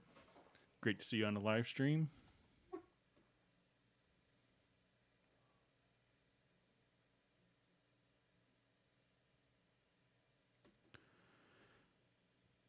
All right, so you can just see a question from Brian Sawyer. When I import MIDI into a project, it creates a VST instrument folder. I move MIDI to a different instrument, but cannot remove the VST instrument folder. So if what happens is this will create probably we go to our VST rack here.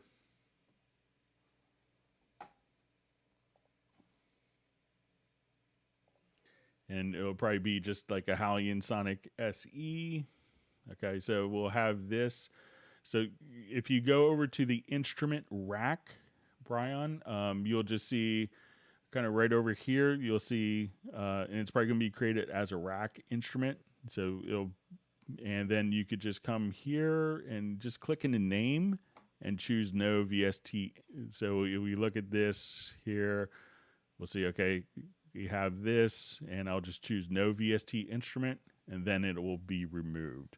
So just click in a name, and if you wanted to avoid that altogether from happening so you don't have to do that every single time, is to go to Preferences, and at this point you'll see MIDI file, And then on destination, you could just, instead of having it being routed to a Hallian Sonic SE multi-timbral, you could choose MIDI or instrument tracks from there.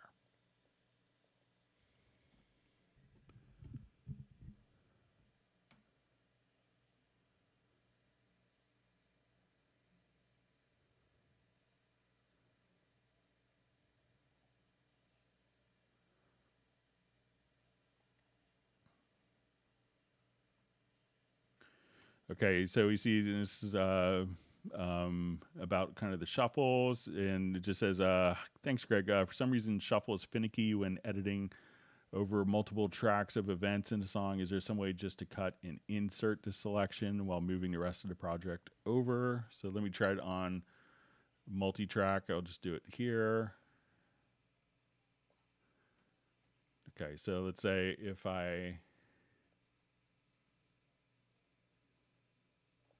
let's say I have this, and let me just go ahead and, all right, so I'll just,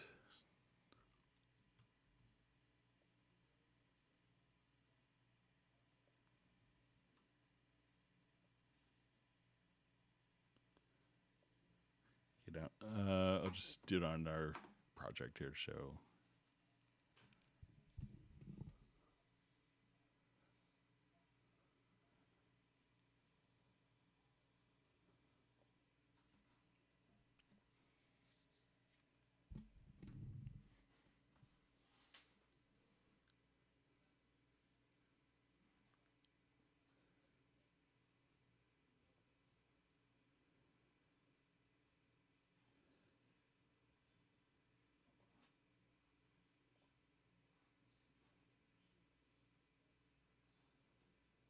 Okay, so let's say we have multi-track. I'll just hide my mixer there. So I'm going to just do a global range selection here. So, all right, so if I wanted to do this, let's say I just have with my range tool selected, and I want to switch this over to shuffle. See if it's tricky to do this. So I'm going to just globally select everything here.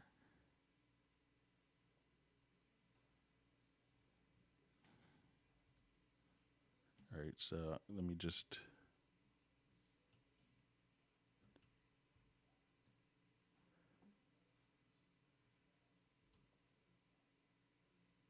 and I'm just going to go ahead and colorize the different events here.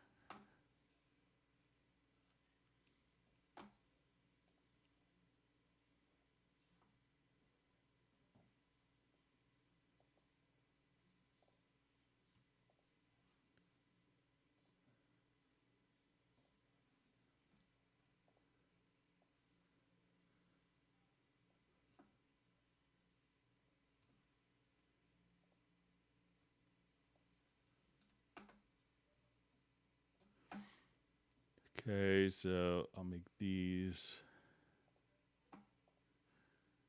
All right, so now that I have these events all selected here, and I just, so it seems to work, maybe if you practice, but it seems to work pretty easily here for multiple tracks.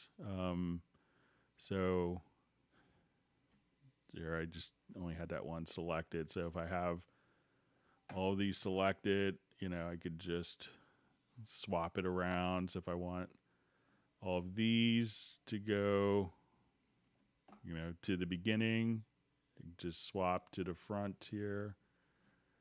And I want all of these. So I think, maybe if you're not used to kind of the shuffle mode, but I think it's pretty straightforward to, once you do it. So maybe just kind of play around with it, but I think it's pretty consistent, whether you're using multiple tracks or using just a single event. So, but I think it seems to work consistently for me. And if you haven't really done it a lot, maybe just kind of practice on a couple tracks, give yourself like a little And I think you can get the hang of it quickly.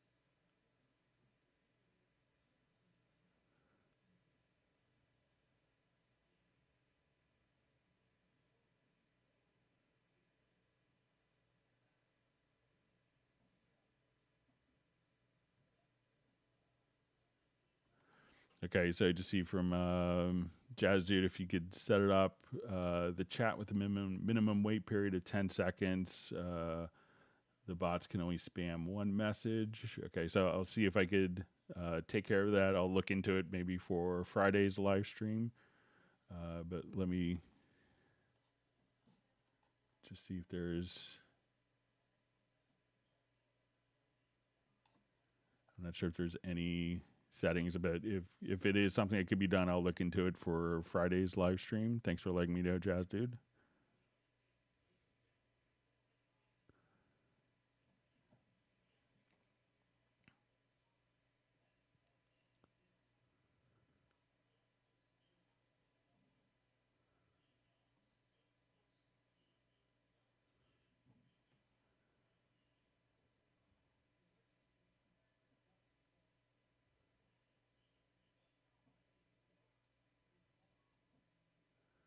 All right, just seeing some more comments from Micro Blitz. It says, currently I do have it set up in Mackie mode. The only way I could get it to move the faders.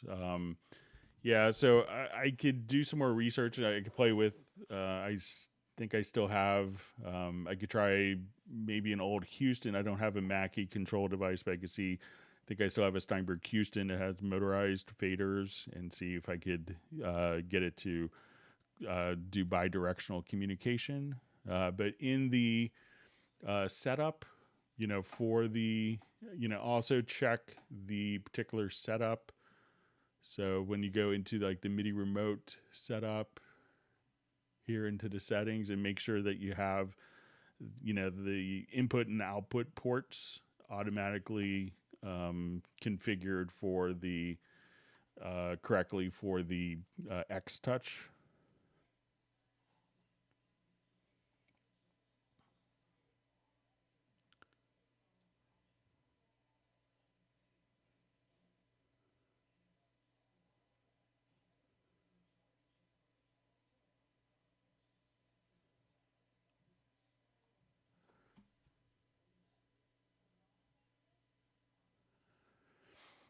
All right, so we just see, again, on the X-Touch, is there any way of building a control panel to convert it to something the X-Touch does recognize in native mode? So there may be user-created. I think Jazz Dude posted a link earlier. If you go to the Steinberg forums, you could do that, but really kind of the intention, with the MIDI remote is that the manufacturers are going to be doing, their remote templates, since they know kind of the inputs and outputs and undocumented communications for that. So you could always feel free to reach out to Behringer for that as well.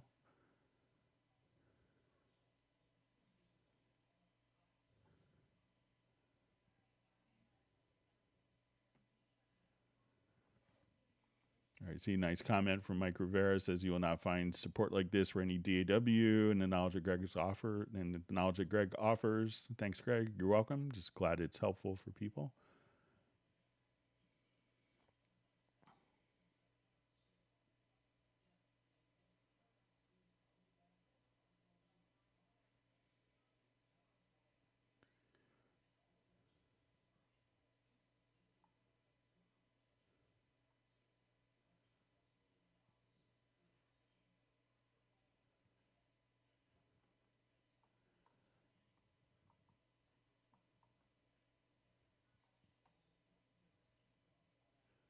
All right, my chat field just jumped on me. They say if lots of questions in my future. Okay. Okay, from Gary Brow. Is there a way to copy and paste into a specific track?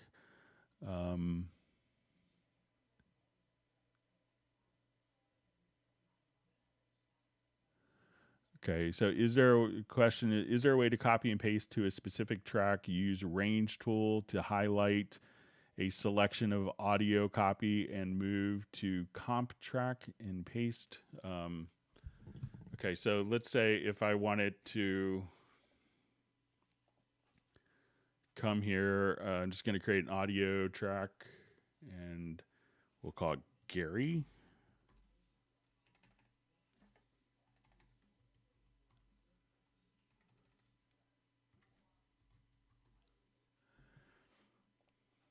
Okay, so let's say I want to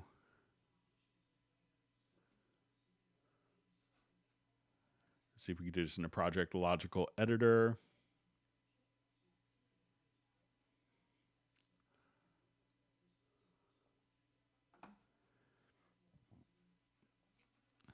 Okay, so let's say we want to, we'll do pre and post. So I will, let's say if I have a range tool,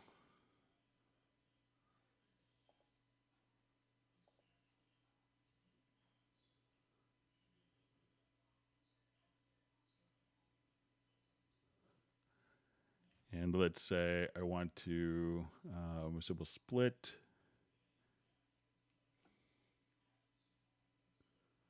Or let's just see if we could try copying.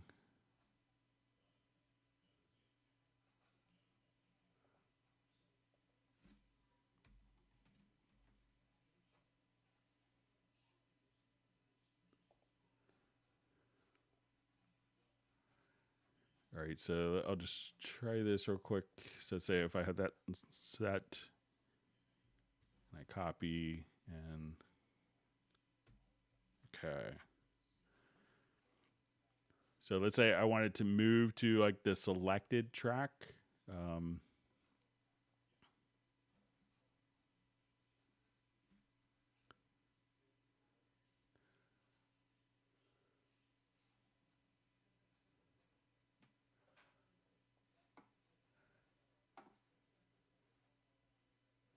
Okay, so we're going to take our media type is our container type.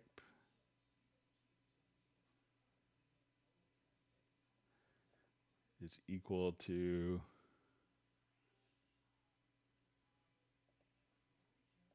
all right, let me just think good way to approach this. So let's say we want to copy that and then we want to select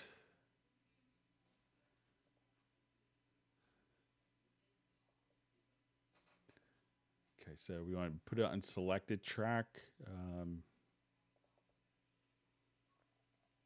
Let's just do it for audio now. We could do it for MIDI as well, but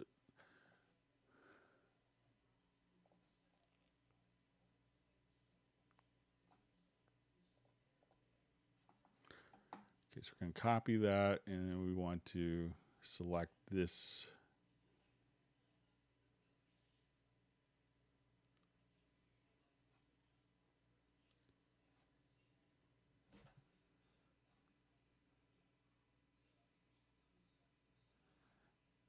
All right, so let me just try. Maybe I'll do it with just a macro. So let's say I copy.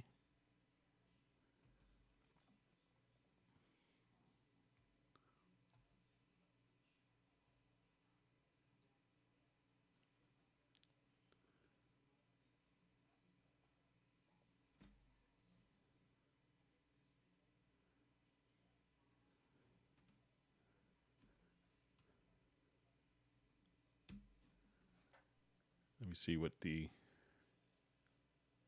I have a key command set up for this.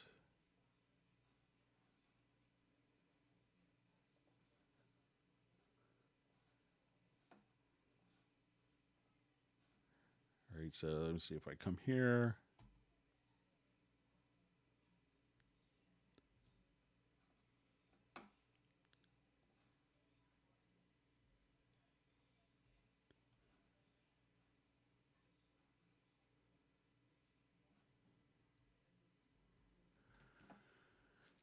Okay, so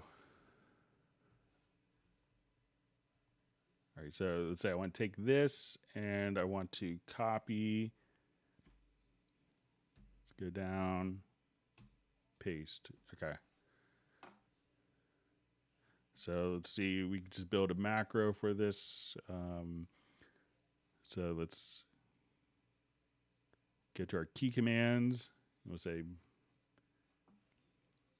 do new macro.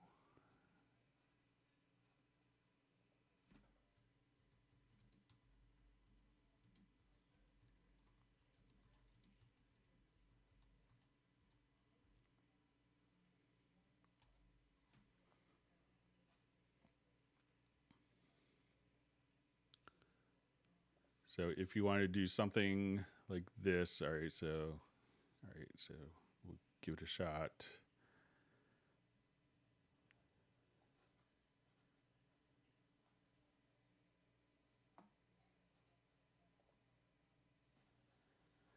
Okay, so we want to copy.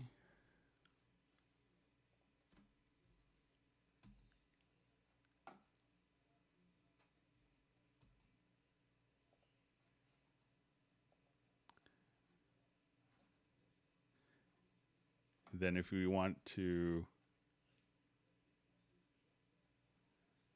move it down, so it's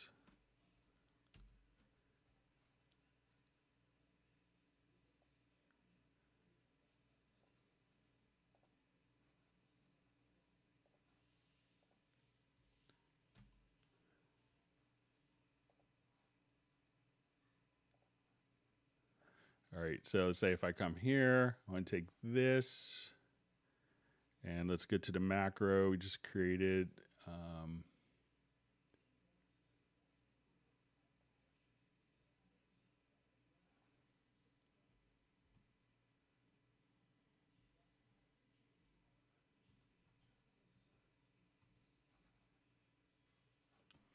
right, I'm going to switch that to pasted origin, but I'll just try this one more time here.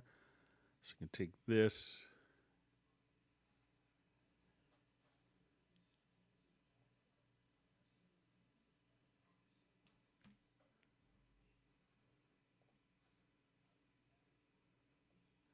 Okay, so we have this. Let's try the macro one more time. So if we need to do this, so let me know if that works for you. So that macro again, if you wanted to do it, but if you needed to move to a specific track name comp, we could do that as well.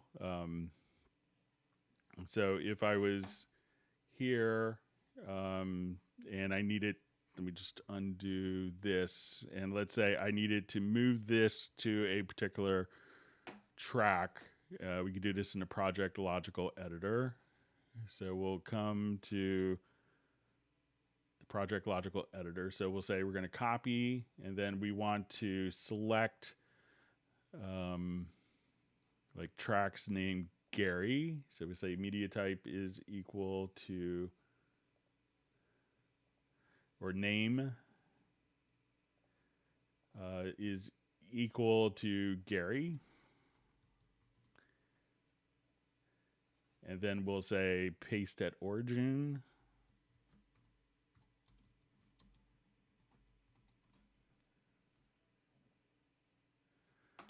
Okay, so say I have this selected here, and we'll see if that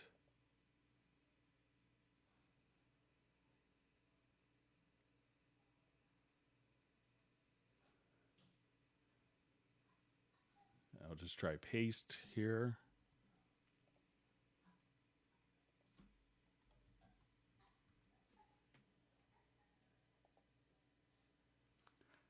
I'll try it one more time. So let's say we have this selected.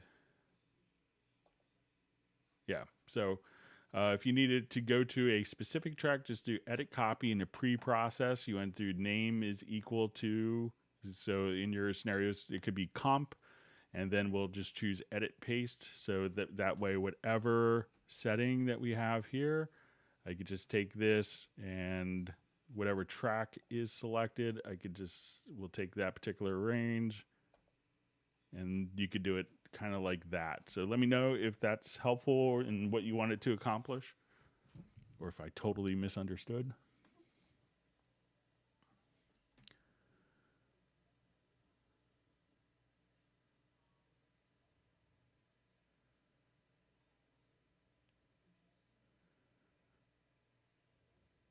Okay, Michael Teams wants people to whack the like button, and Mark was wondering who's on the last Zoom meetup. So.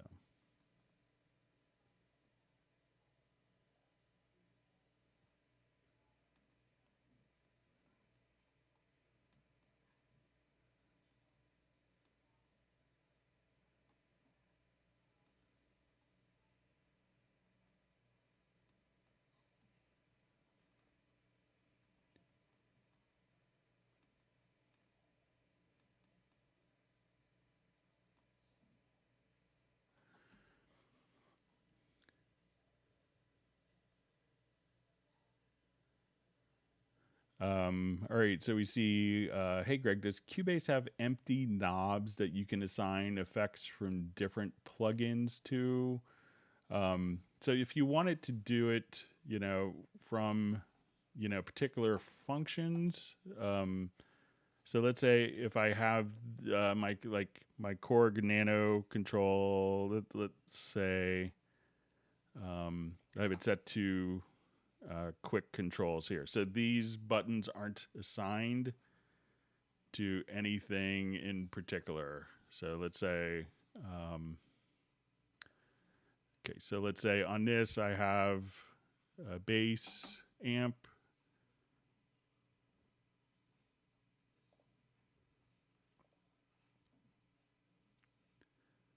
So get distortion. So let's say, okay, I have my bass amp and I wanted this to be the gain volume. So I could just click up for MIDI remote mapping. So I'm going to just double click here. And then we could pick up for MIDI remote mapping. Okay.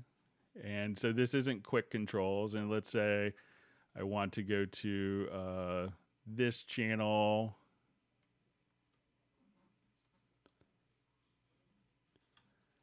And I want this to be,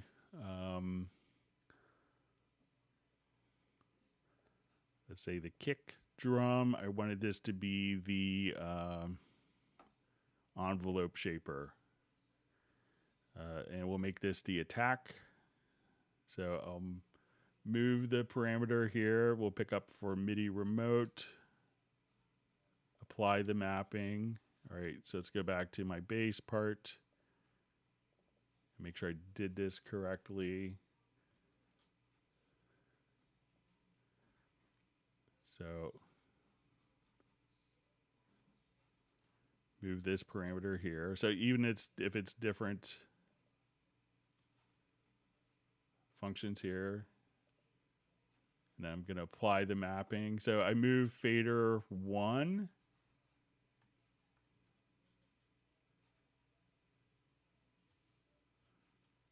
Let's see if I did this right.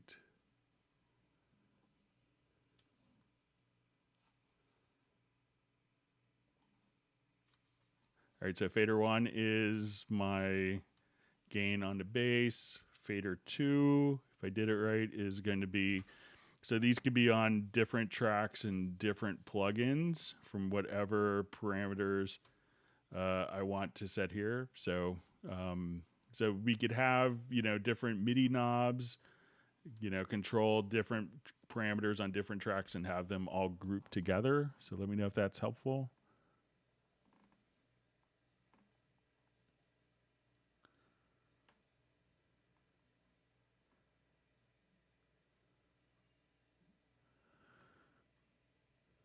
Okay, so we see from MicroBlitz, not really knowing what I'm doing, I bought a disc of presets, I think, for native instruments. Where do I put those in Cubase? So generally, there are VST3 standards. Native Instruments has just started making VST3 plugins, but I think that you would load those presets up, not necessarily in Cubase, because I don't think that they're going to be in VST3 preset format, but they're going to be in kind of a proprietary format for Native Instruments. So once you have those on your system, you would probably just load it directly from the Native Instruments plugin themselves.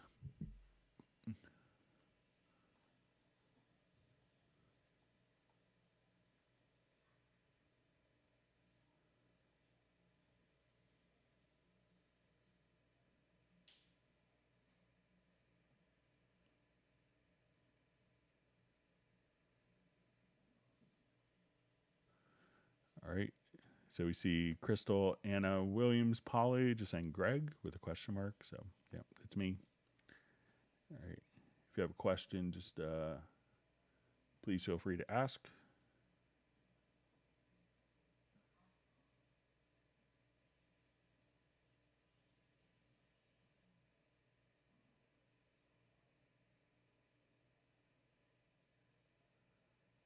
All right.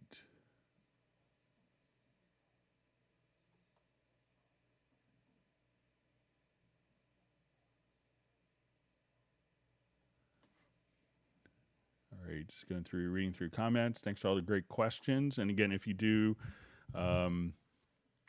learn something new, make sure you hit the like button and subscribe to the channel.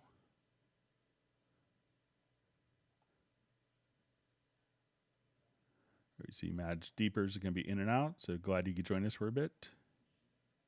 Thanks for being a part of the live stream today.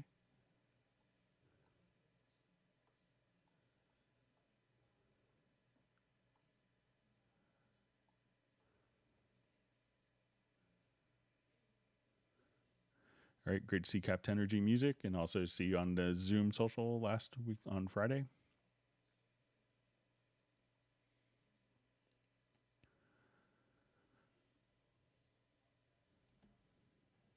Okay, so we see in Cubase 12 Pro, ASIO guard spiking in every track with minimal VSTs loaded, doesn't spike in 11 with same setup. So, make sure that, there could be lots of different variables. Make sure because when you, open this up, it could be various, make sure that the buffer settings are exact. I'm assuming you did that. But also if you go into the advanced options, that all of these are identical as well. So check to make sure it could be something use the Steinberg power scheme if you're on Windows, and if you let us know if you're on Mac or PC, that could be helpful as well. And as Jazz Dude, I just see he's kind of is mentioning, check out the DPC latency monitor.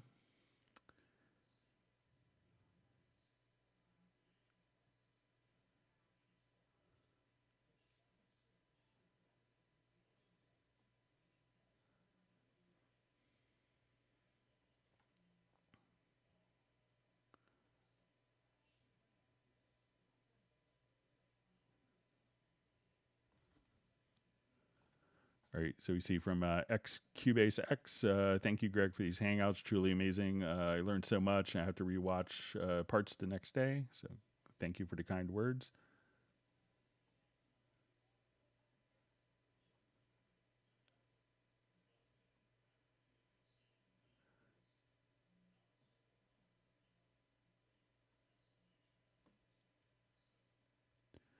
All right, so we see Joe from Rochester. Great to see you on. So just see, is this a known bug? Cubase 12 Pro, Windows 10 Pro. Imager doesn't save my user presets correctly. Close project, then reopen it, and my preset has changed. Okay, so let's go ahead and do a new project. We'll just create an empty project.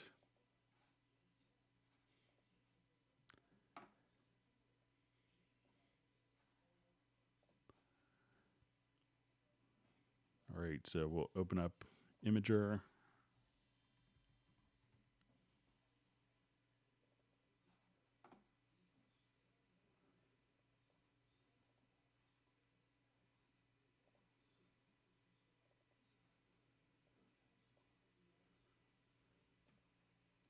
All right, so I'm going to save the preset. We'll call it Joe. And hit OK. I'm going to save this project. All right, so it's 3, kind of stepping down.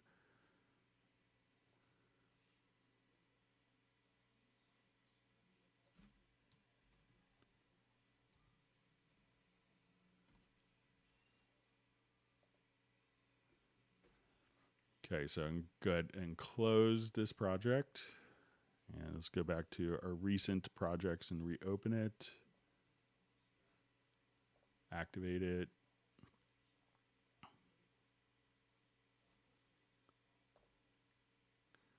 So it looks the same to me. But Joe, if you want to email a project, if you have a simple project that it's misbehaving on, if you want to try to do something like that and see if it does the same steps for you, I'd be happy to take a look at it. And you could email me at clubcubase@steinberg.de. Sorry about that, and hope you're doing well. All right, I see Michael Teams has granted me and my family 1 gallon of coconut fudge ice cream. My son will like that.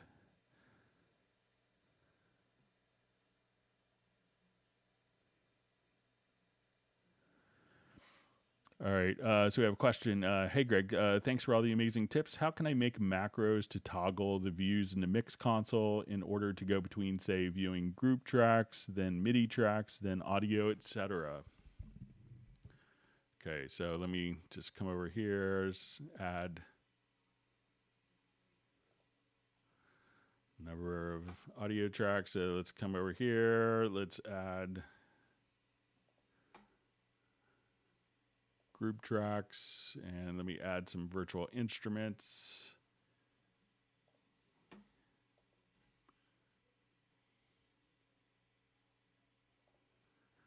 Okay, so we have all these tracks. Let's go to our mix console view. So if we go to configurations here, we could just add a configure. So let's say, okay, I only want to see audio tracks. Okay, so I'm going to add configuration. So we'll say audio. Okay, and if you wanted to, you could just, if you wanted to come over here just and say, okay, I want to see only group channels now, so I will add this configuration. So if we can make our own, so let's just say, click here, we'll add a configuration. Okay, groups. Okay, and now I want a different configuration of MIDI or instrument channels. And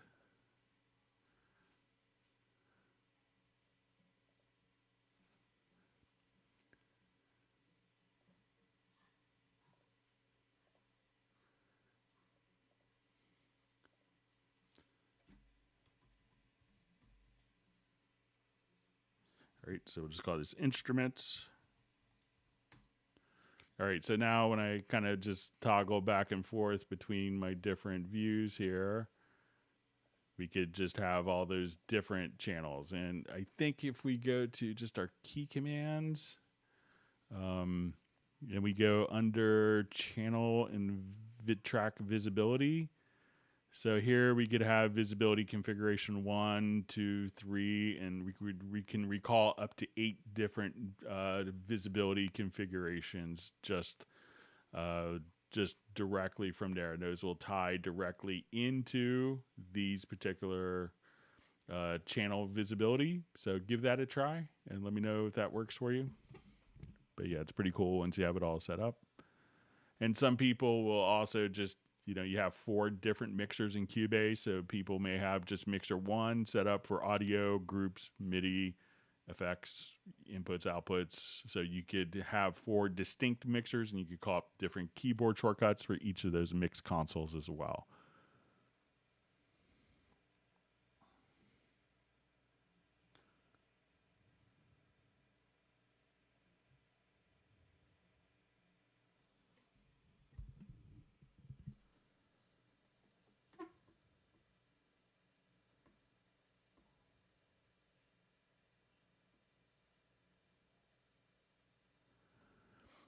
All right, so we have a question. What's the best way to extract chords from a MIDI/instrument track? Okay, so if you want to do it to a chord track,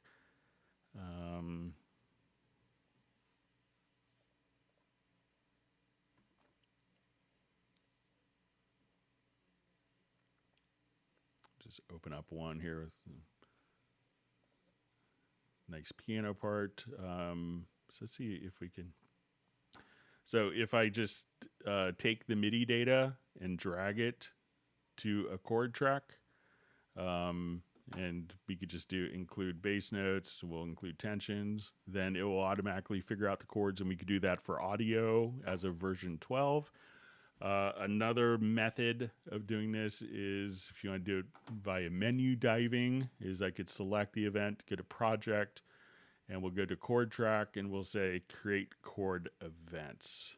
And then we'll get the same dialog, and then at that point, it will just automatically create the chord from the MIDI. And if you have audio, you could just drag the audio or do the same functions from the menu, from the project menu as well.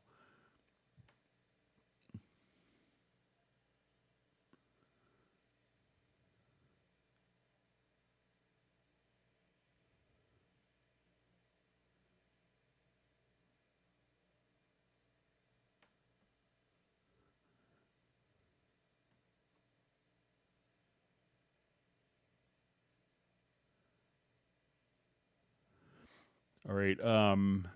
So I just see from Gary, and I think this might be related to our project logical editor. It says I've been able to do the track is at the top of the project windows, but not search for a specific named track. Yeah. So again, I think if we, if I still have that open, it'll just come over here to, I'll just create an audio track here. And we'll call it Gary again, because that's what we used as the preset. So this track is selected, and I'm here.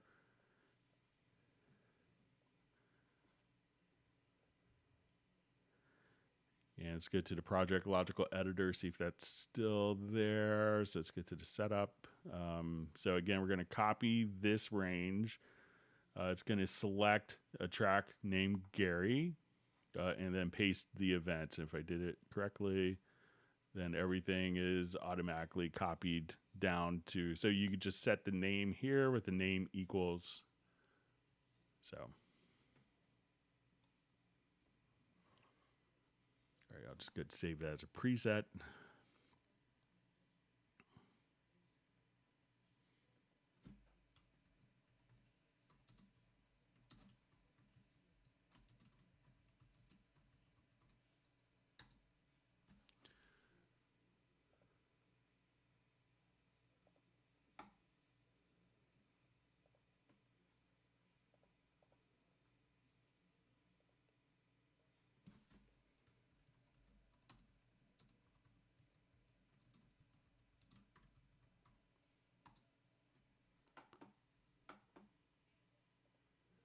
All right, so, but let me know if that works for you, Gary. All right, so we see, is there a short key to only highlight events between my locators, not the whole project?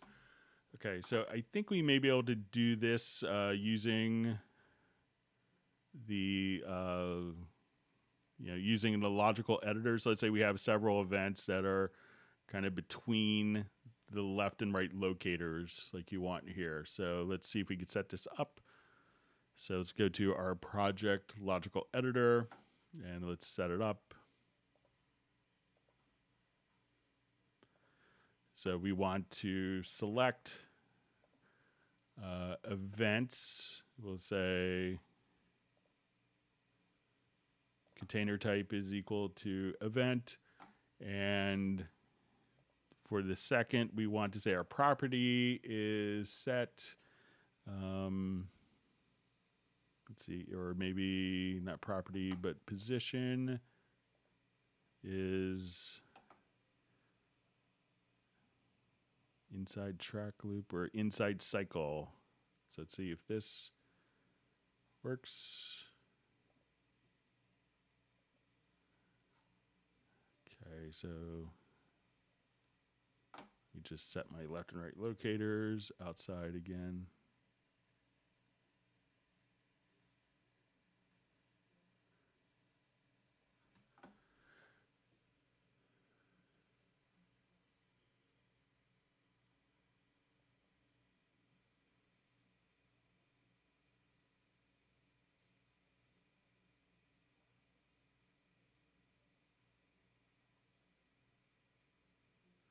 All right, so let's see if we do this again.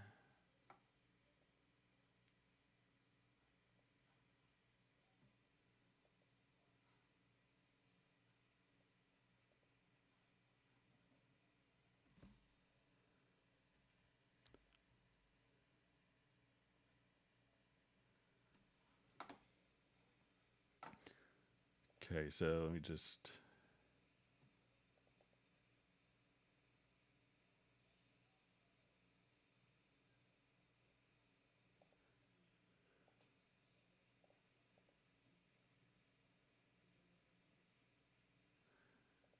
Okay, so let's try again, position.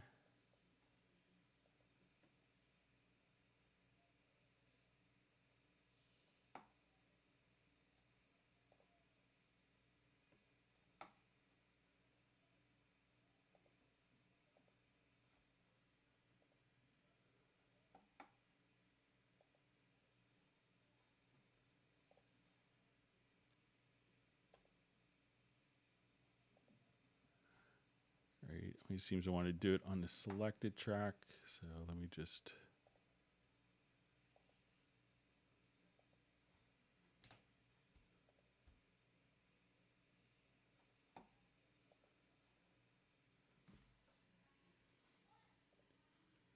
Let's try this one more time. So let's try inside range.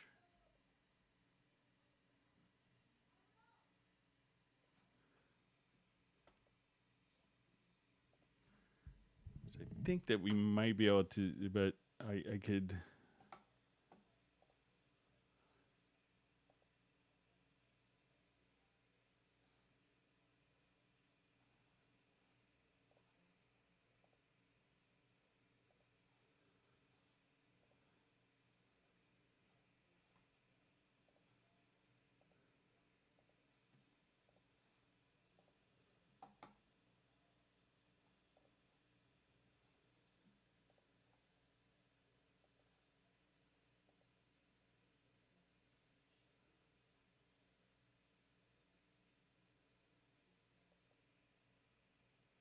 All right, so we do inside range.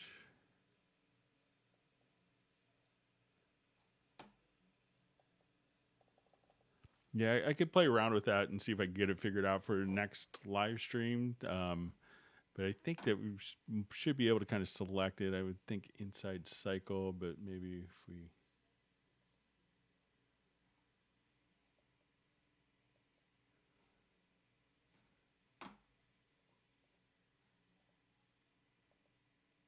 Okay, so... all right, so here, if I just chose select, and we're going to say media type is equal to audio or MIDI, and we're going to say inside cycle, and I chose frames. So that seemed to do it. So let's say if I have my cycle marker, let's say around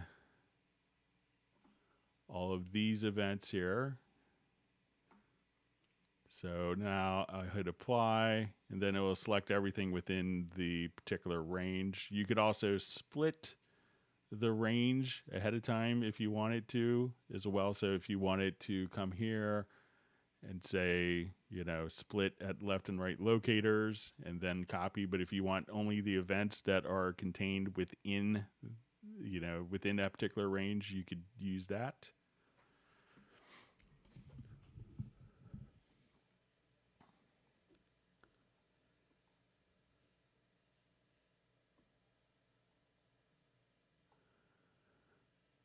All right, so you just see, hello, Cubase 12 Pro and Mac. I notice your fader in the mixer has different design than mine. is there any settings for it? So the only real setting is going to be, you could have different colors for different types of tracks. And then, it could be also if you don't have the track channels. So it may look different if we go to preferences and under user interface, go to track and mix console channel colors. And if you don't have the mix console channels activated, it may look different than that. So that's a preference that may change kind of the appearance. So again, go to preferences, user interface, track and mix console channel colors, and then we could apply, and then that kind of changes that, but I think everything else is pretty standard. So let me know.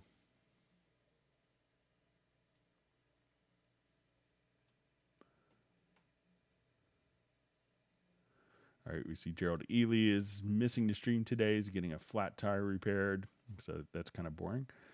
All right, lots of waiting around I've found. Hopefully it's a quick repair, Gerald, and hope your car's tire is okay. Okay, see Mark Rabin has to run. All right.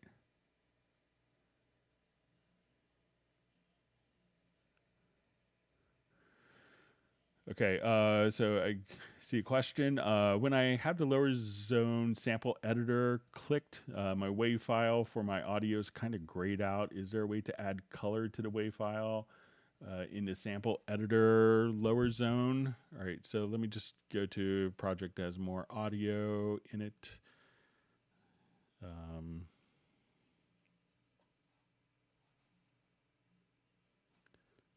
I'll activate this. And thanks again for all the great questions. Hope everyone's learning something.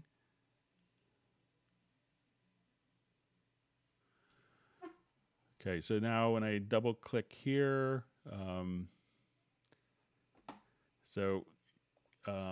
if you do auto colors, let's say, so I could color it based upon the event color here. So let's say if I switch the color here to yellow, so, it will carry over the track color.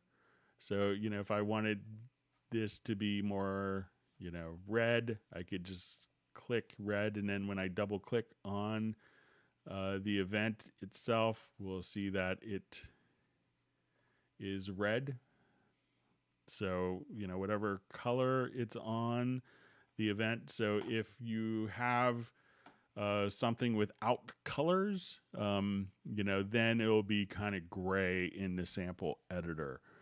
So make sure that you have, we could just select the particular track here and set the color appropriately. Then when you double click, you'll see that the colors are carried over.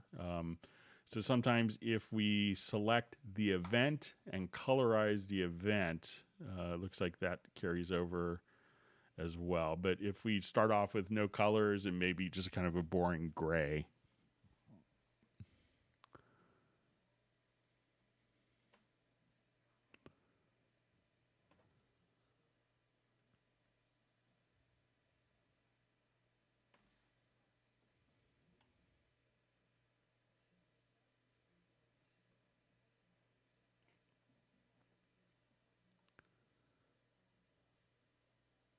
All right, we see Michael Teams has to go to his session. Thanks for joining us today, Michael.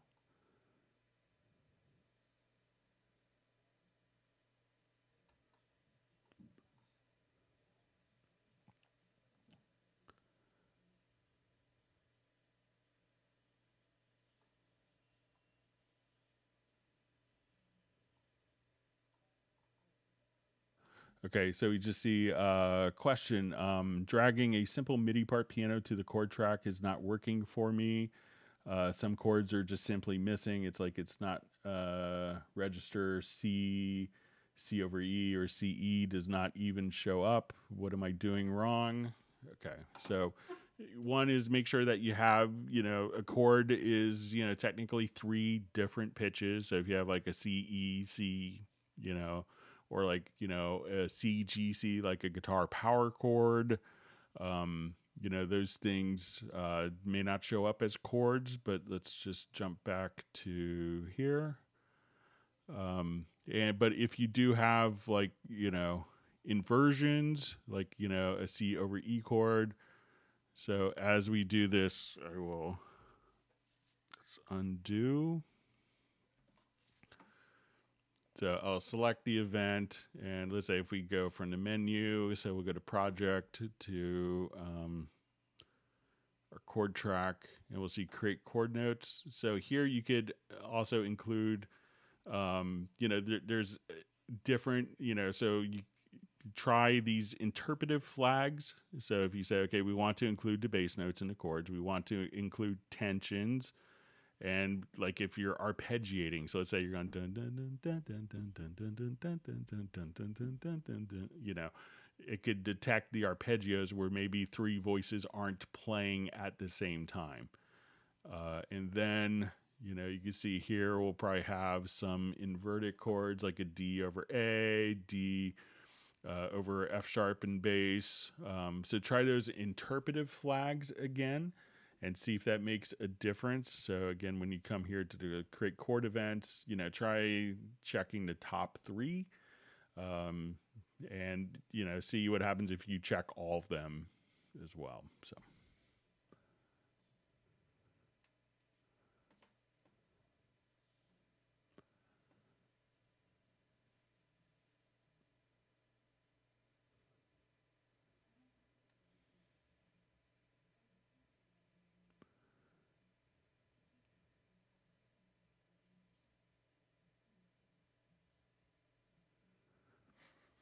Okay, so we see, can the playback head reset to where I had it originally? Mine just continues.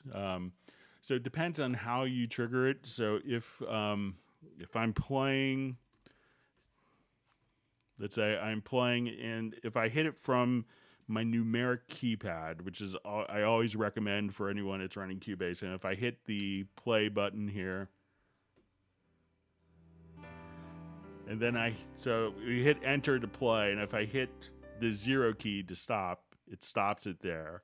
And then if I hit the 0 key again, it goes back to where we started playing. Now, many people want so hitting it once, I hit enter for play. And then when I hit 0 to stop, once it stops where it's at, I hit it a second time, it goes back to where it was. Now, when we have the space bar, which is what a lot of people use, we could have different settings. So we can see that it's going to just continue onward,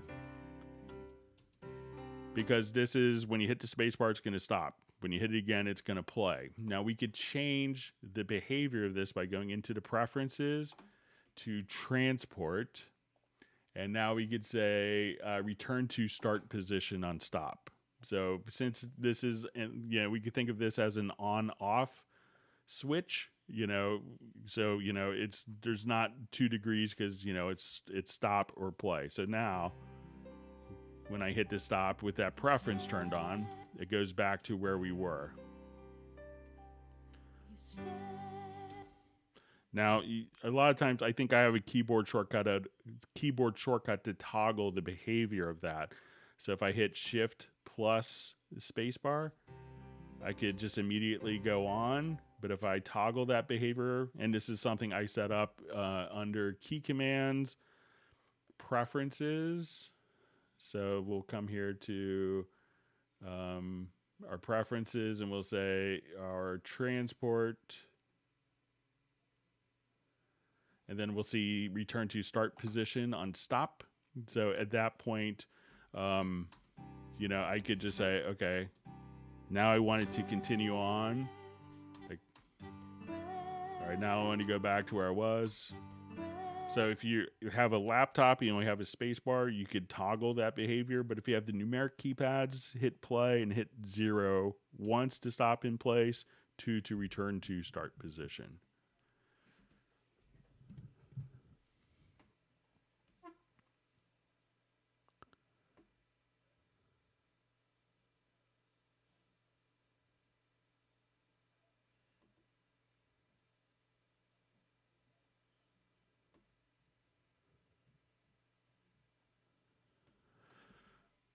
Okay. All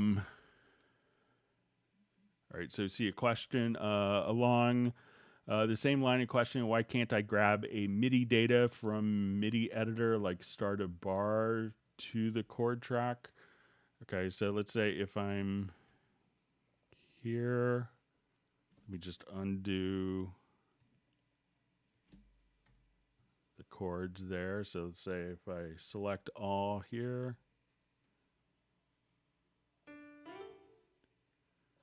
So, I mean, if one thing you can do is, let's say if I come here, you know, let's say we activate our global tracks, I could select all of the events here and again, just go to my chord track and say create chord events. And then we could see the chord events directly here in the MIDI editor as well. And when we go out to our project window, those that we created in the editor. So it's not drag, but you could just, again, just do the create chord symbols from within the editor and it will automatically work as well.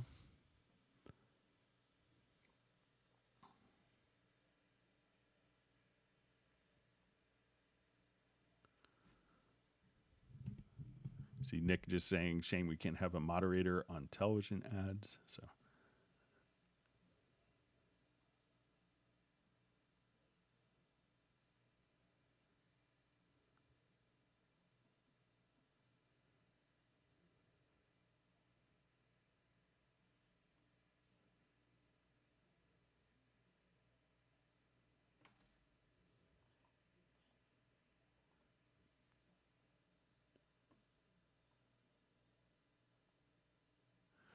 All right, so we see hi from Cameroon, using Cubase since Atari version to Cubase 12. Is there a way to get a Cubase certification?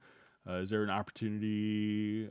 Is there some opportunity after getting it? So, you know, Steinberg does have a thing where you could be a Steinberg certified trainer. So you could look on the Steinberg website for that and, you know, get in touch with your Steinberg distributor, maybe a Yamaha subsidiary. I'm not sure who's doing distribution for Steinberg in Cameroon, but you could try that, and sometimes people use that to do training for different courses and stuff like that.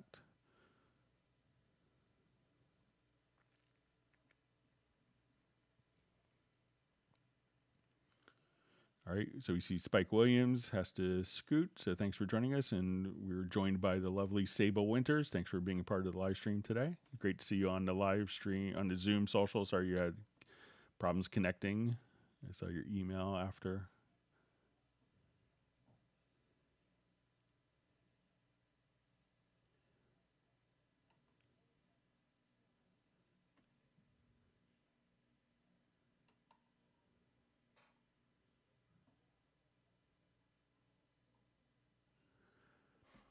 All right, so we see, hi Greg, can we change the plus 24 dB graphical view of the EQ to plus 12 dB? So I think it's fixed. So I don't think it's scalable here. I know some people want that, you know, using other plugins, but it's, you know, it's pretty easy if you wanted to, you know, just kind of even use the knobs for boosting here. So, you know, and it's always, you know, a good rule of thumb. You know, I just did a quick mastering session with my blind engineering mastering friend, Greg Lukens, and, you know, he's always amazing. It, you know, it's this frequency, 97. It was like, I didn't say 99, 97 hertz, get that, you know, like, oh, okay, you know, and just to kind of EQ with your ears. But I think that that's kind of a fixed scale. So it's, yeah, so I don't think that's modifiable. It's probably not a word, sorry. All right, we have Tiago joining from Brazil and Luz saying hi.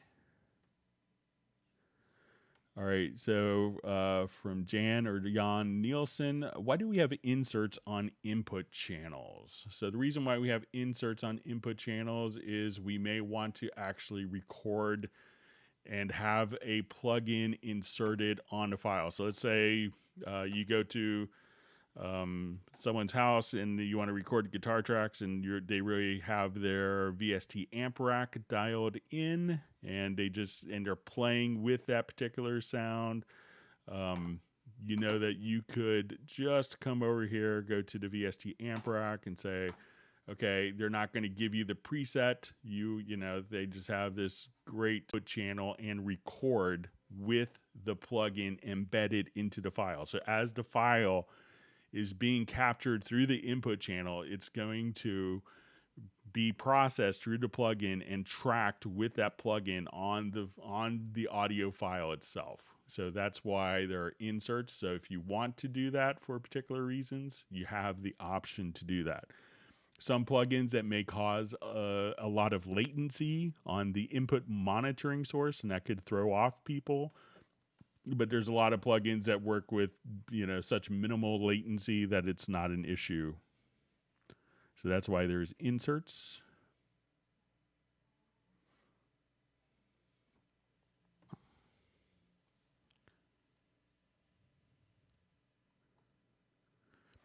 And we see just a follow-up comment. Can't you put it on later? You're not always in that scenario when working with other people or working on a project in someone else's studio. If they have plugins that you don't have and you just want those to be embedded in the file. And sometimes you just make a decision, say that's the tone, let's print it, and you could commit to it. So you can always record through the same physical input with plugins and without plugins. And I just did a tutorial video, if you go to youtube.com/Cubase, just on this scenario. It's just posted last Wednesday, I believe.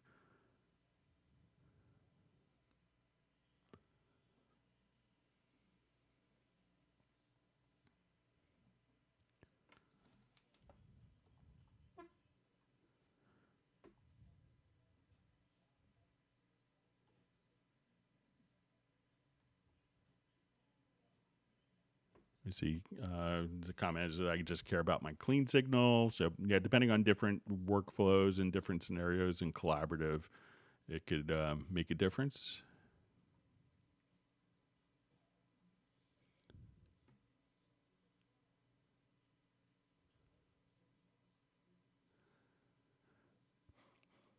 All right, so we see question.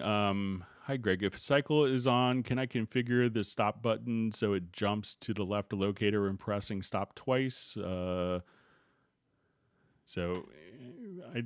take a look at it. So, all right.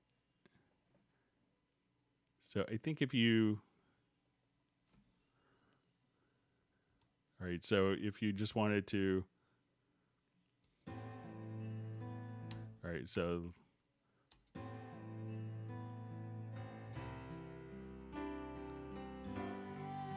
All right, so let's say I'll start it in the middle here.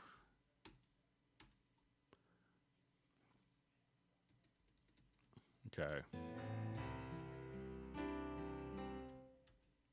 All right, so it's not going to do that, but if you wanted to, if you're using, you can always hit the 1 key in a numeric keypad to go to the left and right locator. I realize you have muscle memory coming from other programs, but if you just hit, especially if you're using a numeric keypad, hit 0 once and then hit 1, that it's pretty easy.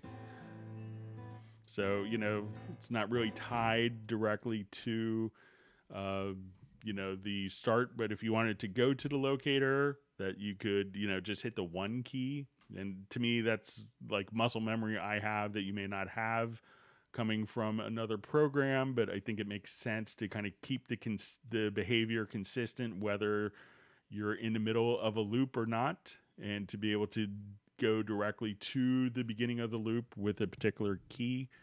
But I know it's probably different than what you may be used to.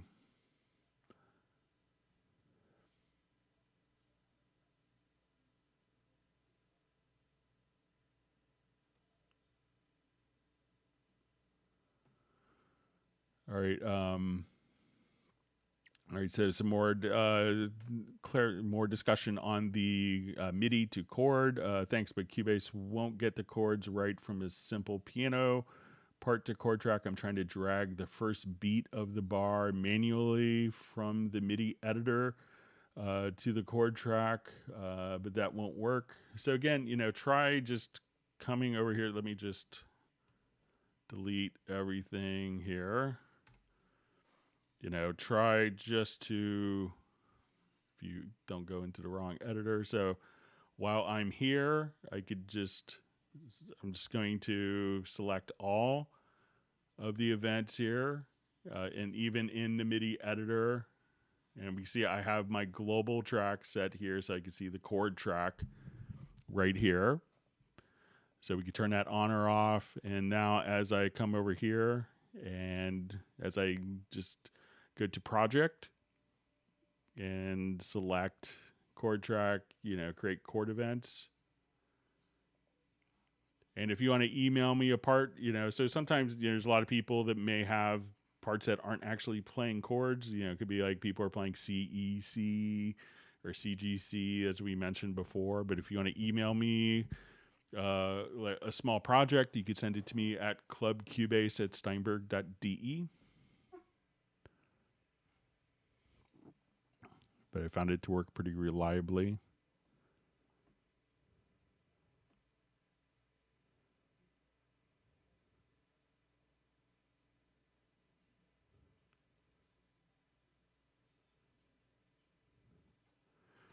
All right, so we have a question. On my second Intel machine, MediaBay doesn't show MP3 files. Is there any special reason or option why it does not? Thanks. All right, so let's say if we come over here to our MediaBay, so we'll get Media to MediaBay. All right, so let's take a look at when we select different files. All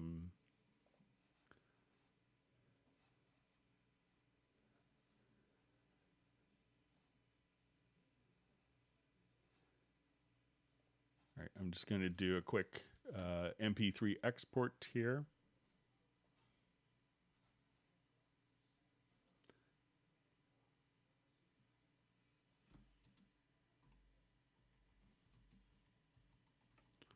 And I'm going to save it to my desktop.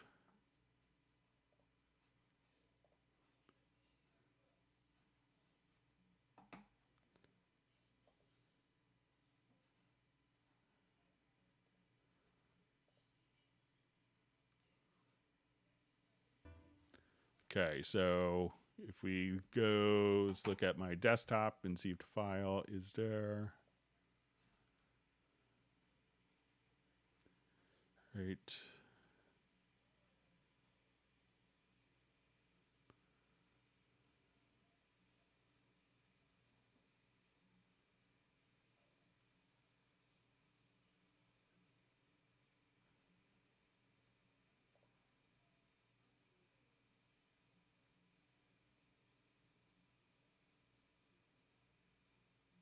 All right, so here's our MP3 file, and now I'll go to MediaBay.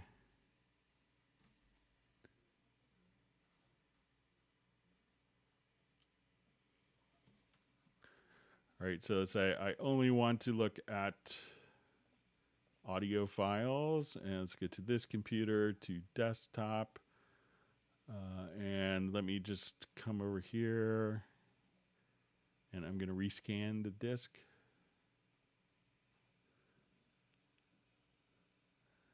All right, so here's my my MP3 file.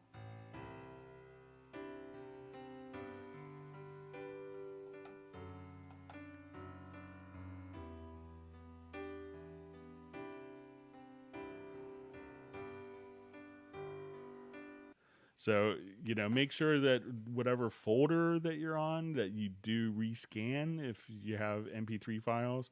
But it looks like, it found that right away for me. But, if it's, sometimes you may have to rescan particular folders. So if you get to a particular folder, maybe just, rescan the disk and have it find the relevant files for you.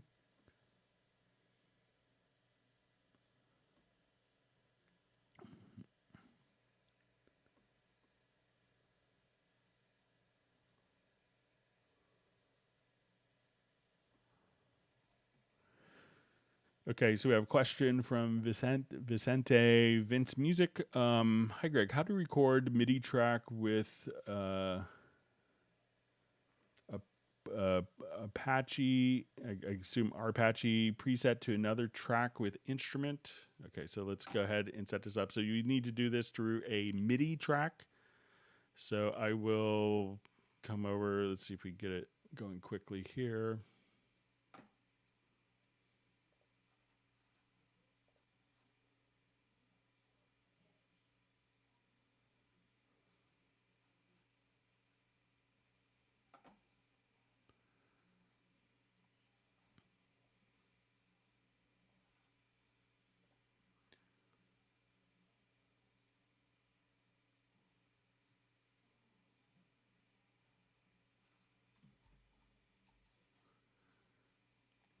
All right, so I'm gonna add.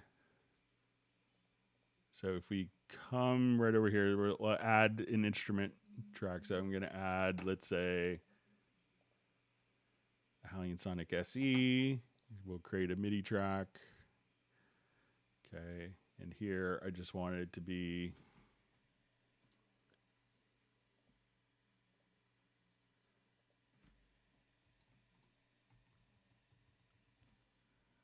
right. So we'll have just basic piano sound.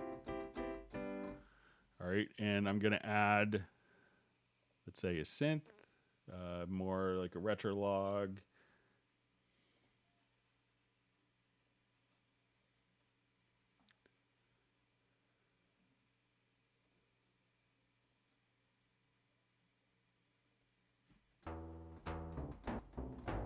All right, so what I want to do is to take the chords played here, and we'll go to MIDI sends, and I want it to go out to retro log, and I'm going to select the effect of Apache.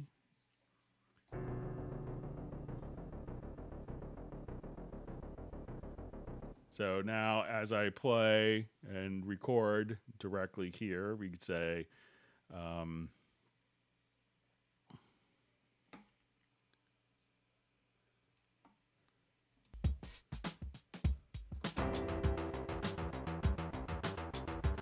so let's say I'll just hit record this time. That would help. All right, so.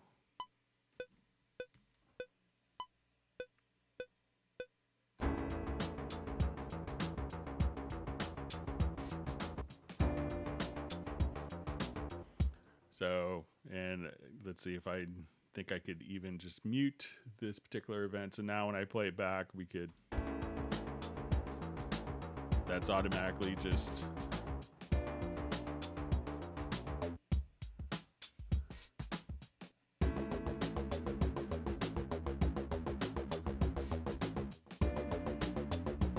and then let's say if I wanted that to, let's see if we come over here to MIDI to freeze MIDI modifiers, that would automatically kind of take that particular event. And then we could just do it. So, just use a MIDI send. And this way I could take that one particular send and send it to 4 different destinations with different MIDI effects on them.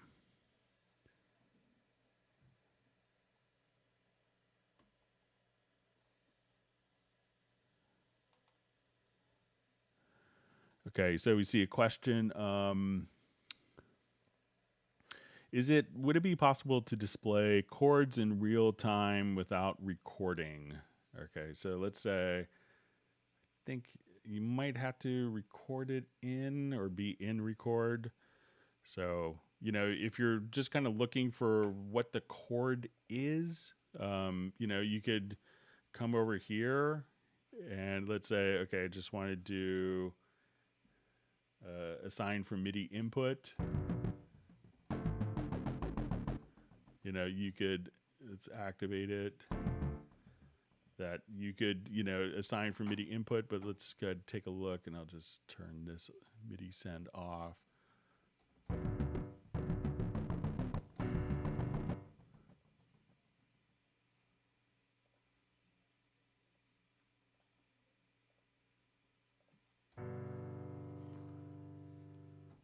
Okay, so we might have to be in the Midi Editor. it's always, let's come over here. Make sure we had the status line. So let's say if we're playing, all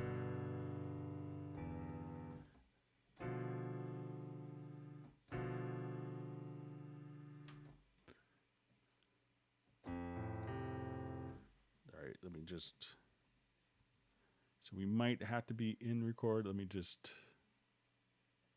record directly into the editor. And I'll just change my MIDI record mode to merge.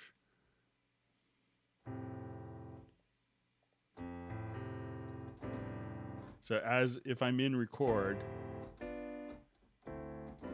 I can see the chord here.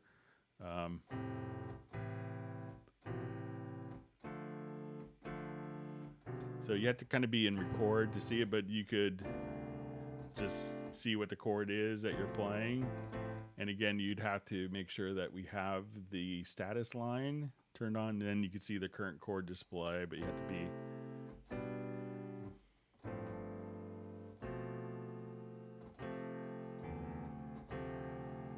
So, but yeah, so you have to be in record, but you know, if you don't like it, just undo right after the fact. So.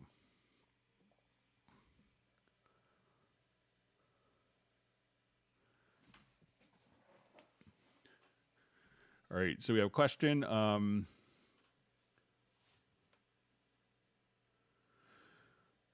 Question, is there a way to have an MCU fader like PreSonus FaderPort 16 and this fader device follows the bank of the selected channel? On many channels, it's not handy to scroll through all the banks manually. So that's a limitation of the Mackie control protocol. So it doesn't follow your track selection. So, you know, many devices do, but that's a design implementation of the Mackie control protocol. So.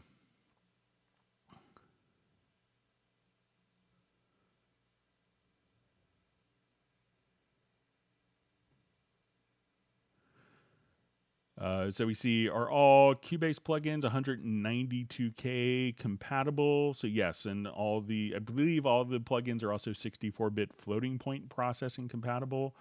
And I believe that they would even do 384K because they're all available for Nuendo as well. So if you have like an AXR4 and you're doing a 32-bit integer, recording at 384K sample rate, the plugins all work.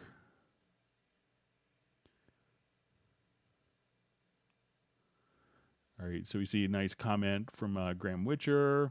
Sorry we missed you on Zoom on Friday, but in his comment is, I absolutely love the Verve Felt piano. I've written some nice pieces with that, plus it's free with Cubase 12 Pro. Yeah, so an interesting thing with the Verve piano, so they did it at the Yamaha studio in Buena Park in California, and they actually had a robot that would trigger the key. So you kind of position a robot and it gets the key to do like the exact same velocity settings. You know, it's always the fun thing for the person hitting the key during a piano sampling session to be incredibly consistent and also not to breathe on all the microphones. So, so they have like a little robotic like key striker thing that they developed for that particular instrument. So.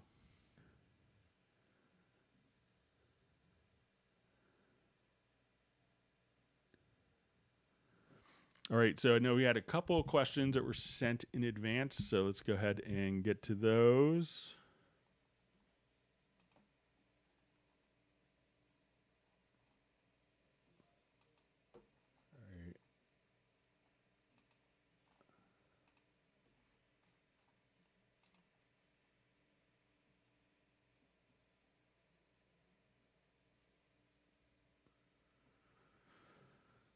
All right, so let's go ahead and find those. Sorry, just working on some spam issues. All right.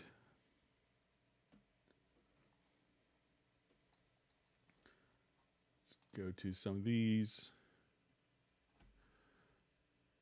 All right. So first question.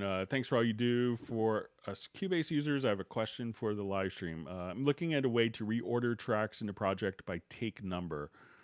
For example, in recording strings, you may have a cello, 2 violins, and a viola. So we record using lanes for each track. Then I would use the lanes to tracks command to change them into each tracks. I want to work with them as a group per take. This could be done with a project editor. Maybe I'd like a better way to do this and work with 4 tracks as a group. So what I would do with this is maybe not use lanes, but if you've experimented, perhaps utilizing track versions. So, and he also goes on and says, I have cello 1, cello 2, violin 1, violin 2, etc. What I want to do is reorganize them. I'll group them and color code them, each take the same. All right, so let's go ahead and show how I would do this. And this is kind of organizing multiple tracks in multiple takes for multiple tracks, I guess. So let's go ahead and add, all right.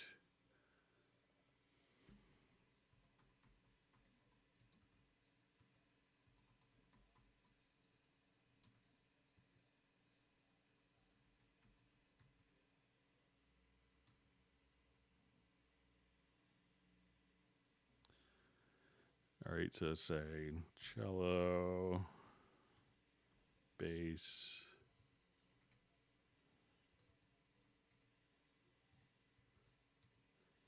we'll say flute,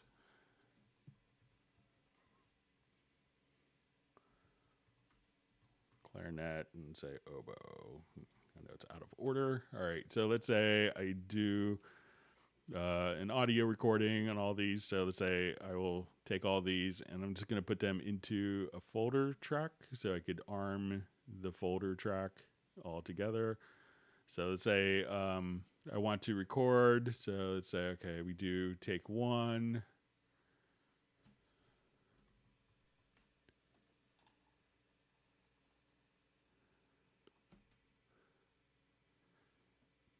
All right, so at this point, if I wanted to do a different take, I would just have all of them selected and I would just do a new version.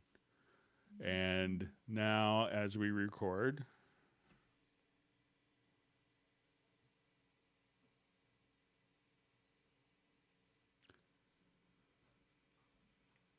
okay, and let's do another new version.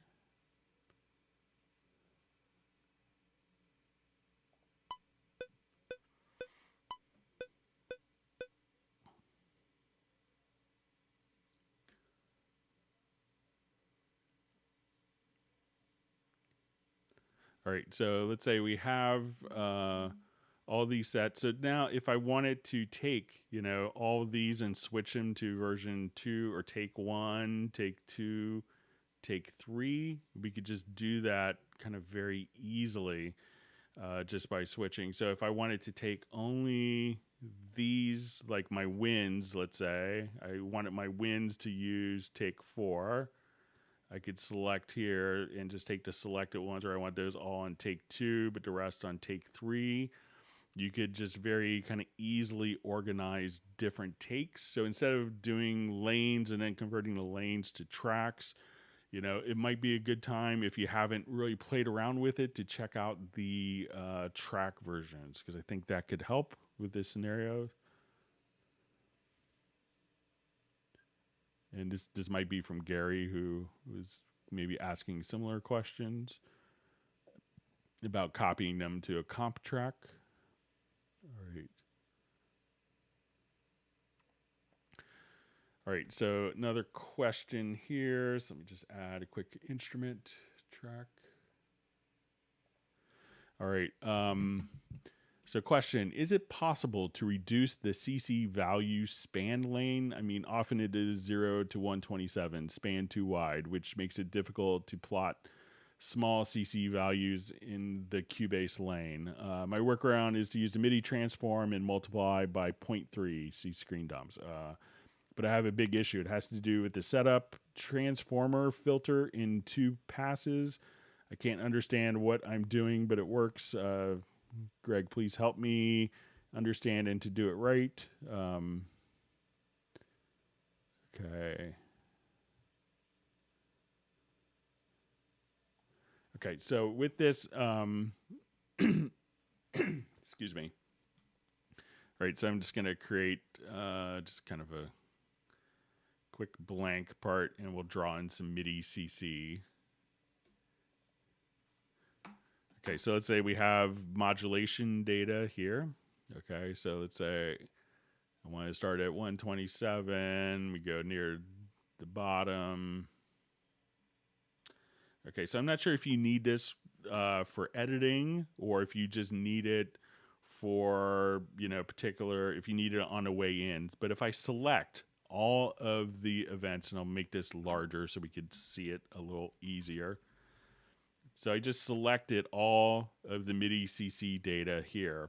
And then if we go to the edge, the center, the right center, if we wanted to kind of compress the contents, we could just do it kind of like this very easily without necessarily, having to set up different logical editor conditions. So if we wanted it to be more extreme, or if we wanted to have those changes that we're going from top to bottom, just grab again this right center edge after selecting all of the events, and you could just do the edits like that. So if you wanted to, like, while you're recording CC data, so let's say if I'm here and I do just a new part here.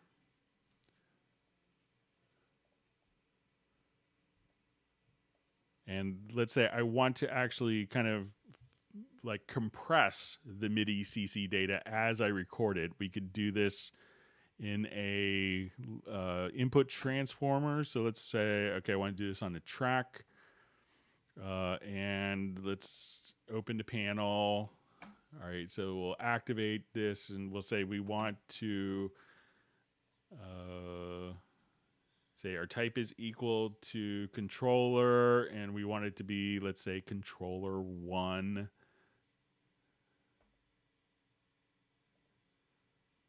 Okay, and let's say on our action target, we want to choose transform. Let's take value 2, and let's see if we could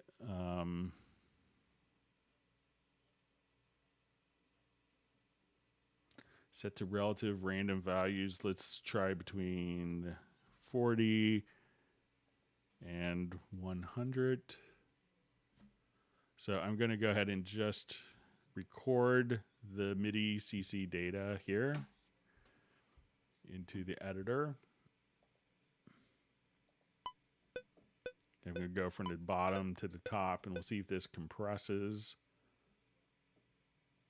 the data. So we can see that that will compress the data on the way in if we wanted to do that. So you could use maybe an input transformer if you wanted to, subtract 20 value, like let's say a value of 20 from each one. So we'll jump back to the beginning here. So now I'll start at the bottom.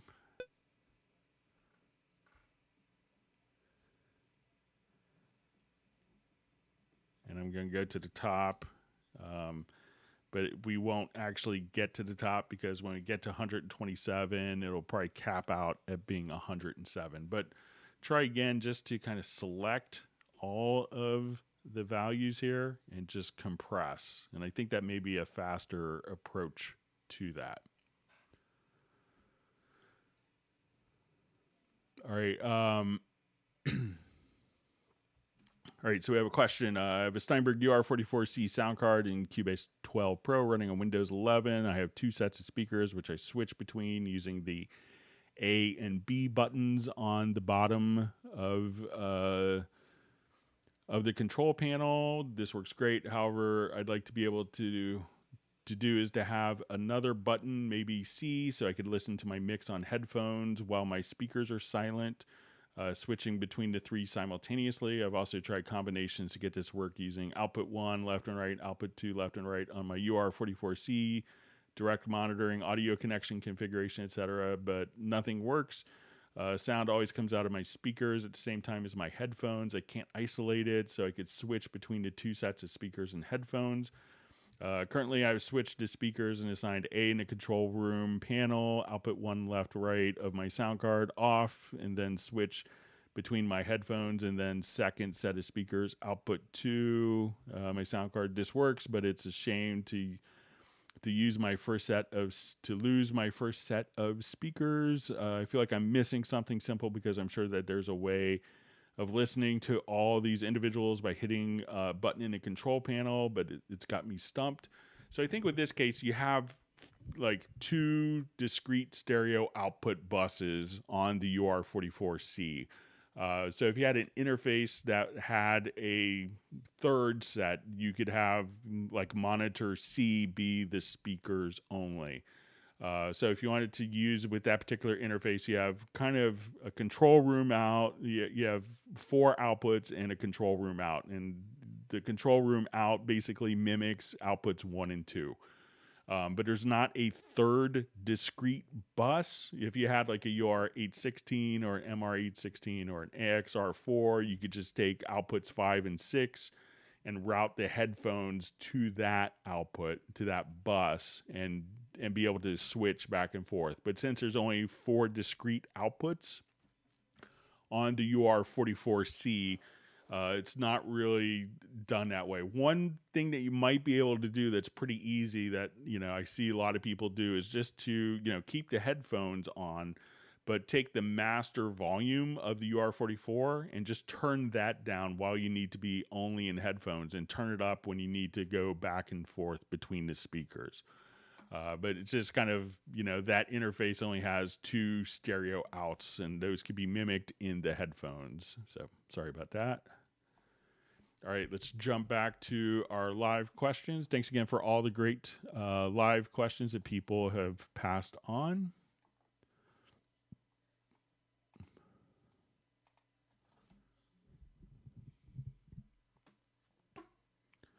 All right, so we see feature request for real-time display of chords. All right, wonderful to see Mitch Michelle checking in from Michigan.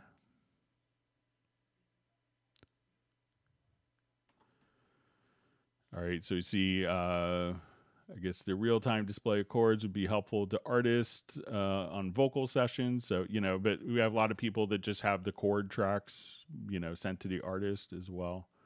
So.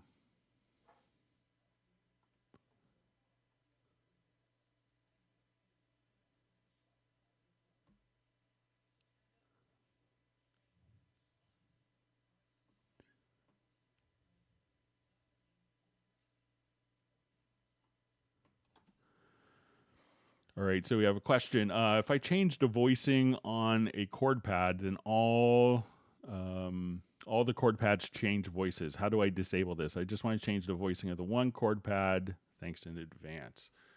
Okay. So I think if we take it out of adaptive voicing, so let's go ahead and take a look.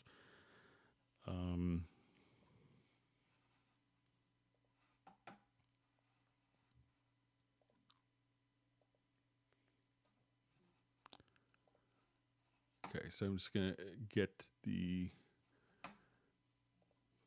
chord pads here assigned from the... All right, so let's say if I come here,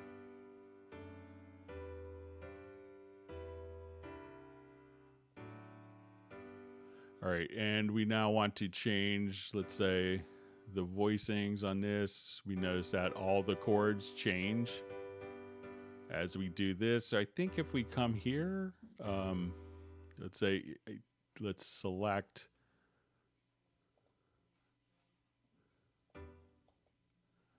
and uncheck adaptive voicing.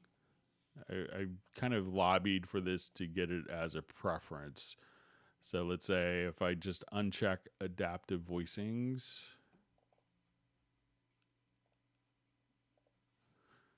that now when I change the voicings of this chord, the ones that have adaptive voicing enabled, and again, it's just a right click and uncheck adaptive voicings, that these will all be independent. And the ones that have adaptive voicing enabled will follow based on this, but we see the ones that we turned off aren't following.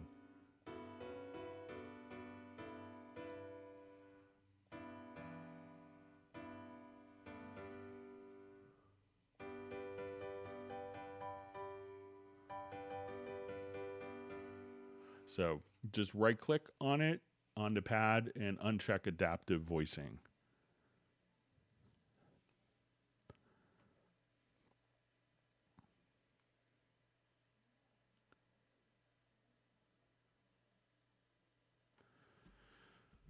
All right, so we had a question on effects modulator. Is there a way to input values per keyboard into nodes when trying to set sense or fold notes? It seems not to work currently, so I don't think so, but let's go ahead and just take a look at it.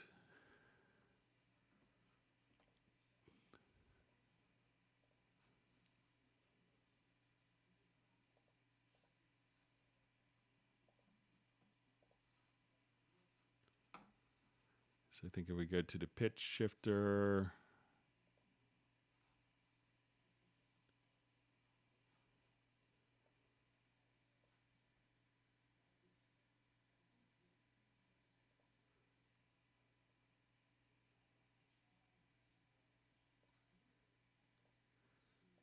so here, let's say if we adjust this node, let's see if there's like a fine control, but I don't think it automatically snaps to nodes. It may be just kind of doing a percentage algorithm of some kind.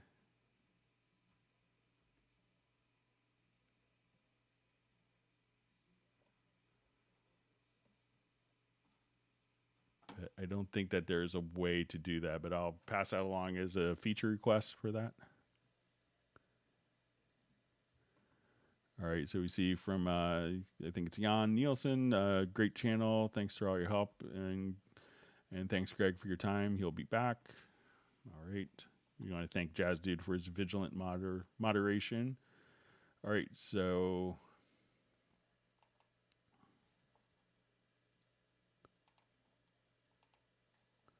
I think I am at the end of the questions. We'll see if there's anything else that kind of comes in. I want to thank everyone for all their great questions that they submitted. We hope that everyone has learned a tip or trick, and that, if you have, make sure you subscribe to the channel, and that you also, hit the like button, and that enables us to continue to offer this service to our customers, which I think is a great thing. So we'll see if there's more questions that kind of sneak in. We will be doing this again on Friday, starting at 1 p.m.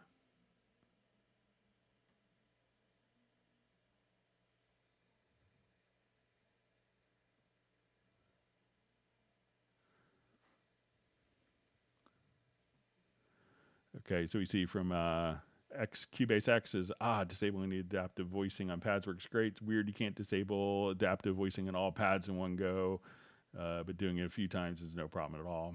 Yeah, I've asked for it to be a preference or to default to have it on, but maybe off, but different schools of thought on design. All right, so we see... just see what email should I use for my question. So you could always send it to clubcubase@steinberg.de. So once again, clubcubase@steinberg.de. So we see how to unmute all tracks. So let me open up kind of a bigger project here. We'll see. All right, so let's say we have a number of tracks that I'll activate this project, and we have a number of tracks that will be muted.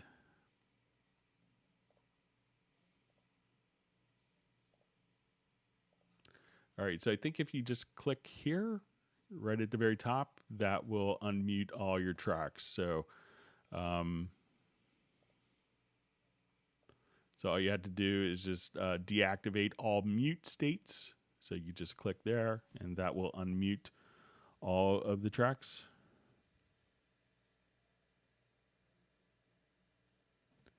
See, Jazz Dude just says he went to Media Bay and looked for all factory VST presets. It was over 2,600. All right.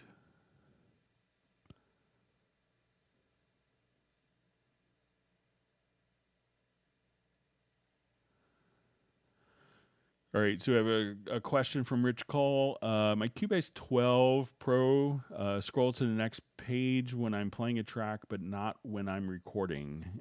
Any ideas? All right, so let's say I'm playing here.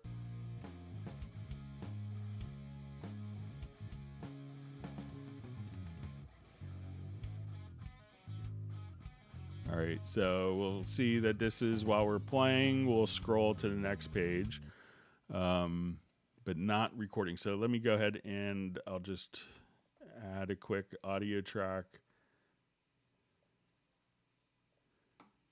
here, and let's record on that track.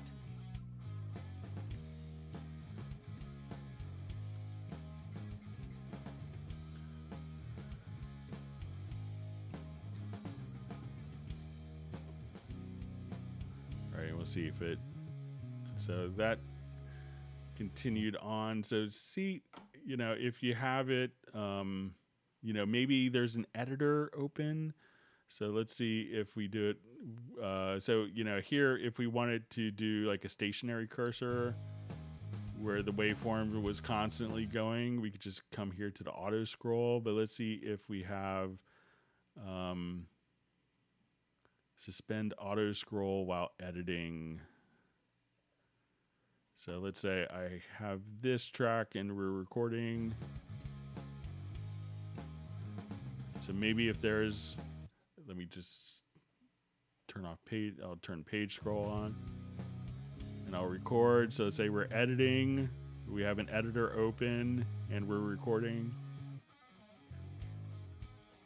Seems like it's scrolled. But check your settings here, but it seems like it's always kind of, activated, scroll, or if you don't have it on, let's say if I just don't have auto scroll on and we get to the end here,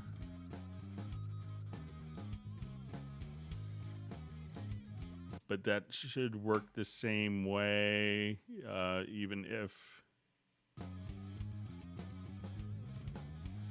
whether the behavior is consistent, whether recording or playing. But, make sure, and if you hit the letter F, see if that makes a difference first of all. Make sure that the auto scroll is activated, like F for follow. But, let me know if I did something differently than you, Rich.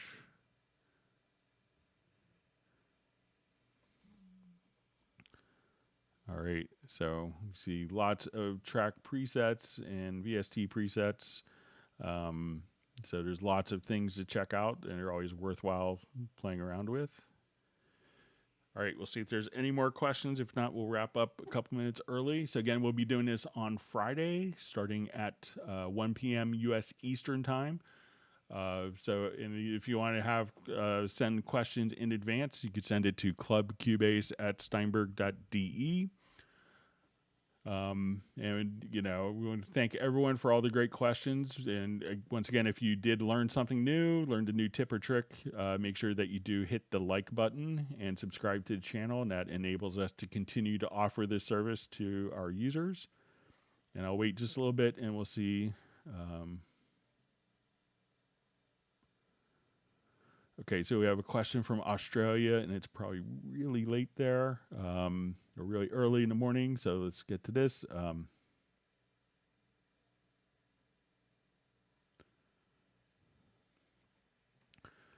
All All right, so it says, wondering why my VST instruments cannot be bounced, but my audio files can.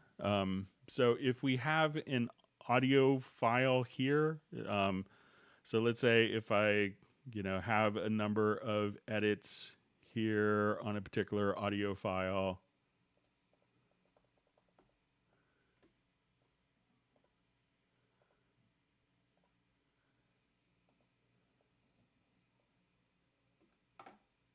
I'll just take this out of shuffle mode, sorry.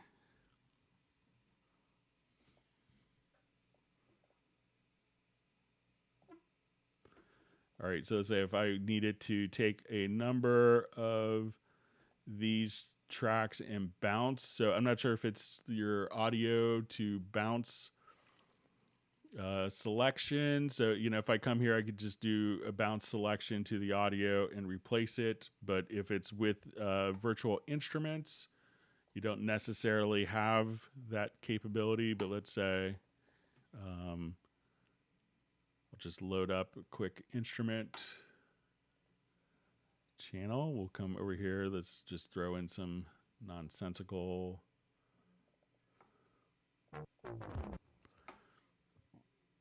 All right, so if we wanted to turn this into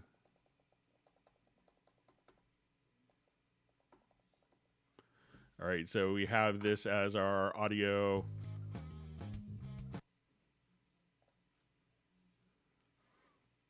Okay, so let's say and once we have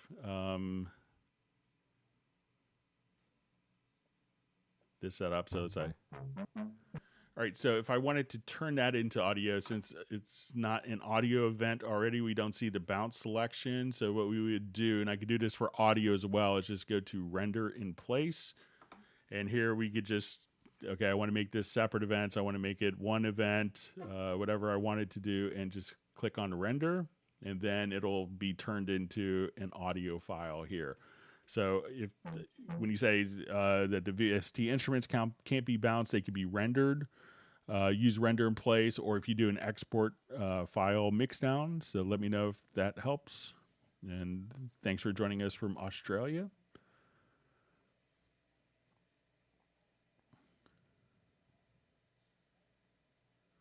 All right, so we see, can I drag MIDI data straight from the MIDI editor to a chord pad? And yes, it's a full chord. Can't get it to work. So it's not from the MIDI editor, but what you could do is instead of dragging it from, the MIDI editor here to a chord pad, you'd want, think of it as a two-step process. So you would take these chords here, make a chord track. So I'll show it on another project here where we actually have some chords that would make sense. Okay, so,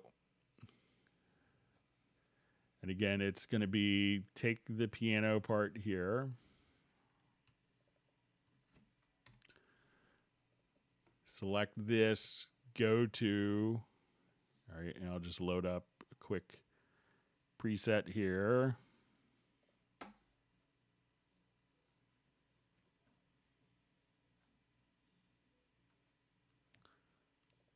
Okay, so I want to take this piano, and we could do a macro if you wanted to, but say, okay, we're going to select the event, not the note. So just come right over here, select it, go to Chord Track, create chord symbols. All right, so they're created there, and then if we click right on this arrow, say assign pads from Chord Track, and then all of your parts from the piano will be assigned, so it's not dragging it directly to there, but we need to kind of go to intermediary step of taking, creating the chord track from the MIDI event, and then the chord track can be applied to the chord pads preset.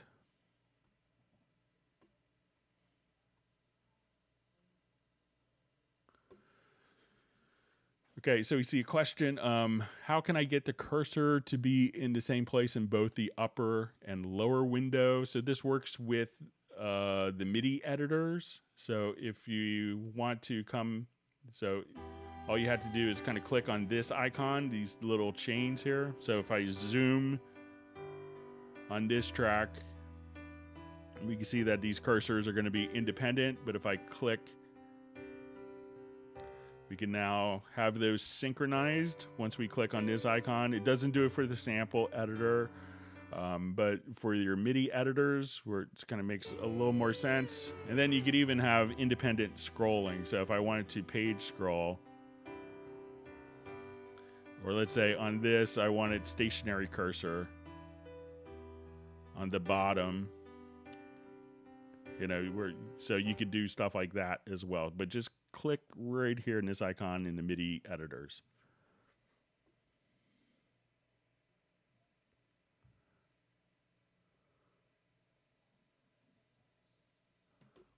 All right, so we see from, I guess it's Snyder. Thanks for answering all the questions. This is the best feature to have this live stream. All right, so we have a question. When I preview samples, it doesn't make any sound. How do I turn this sound on? All right, so what you need to do is to, because the tracks aren't assigned to a particular track, so it doesn't really have a home. So we're going to set it up, go into our audio connections, and we want to make sure that we have the control room active. So right click and you'll see add monitor.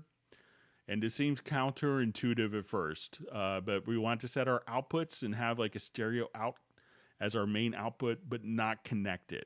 And go to the control room and connect it there. Then once we go to preview different loops and samples, I could just click here and they'll all just preview, because otherwise it doesn't know what channel, it doesn't want to assume which channel to play through, because you may have it on a main track and that may have effects and you don't want to preview through effects. So it's often referred to as the listen bus is kind of sent through the control room, so it's not being impacted by any other plugins.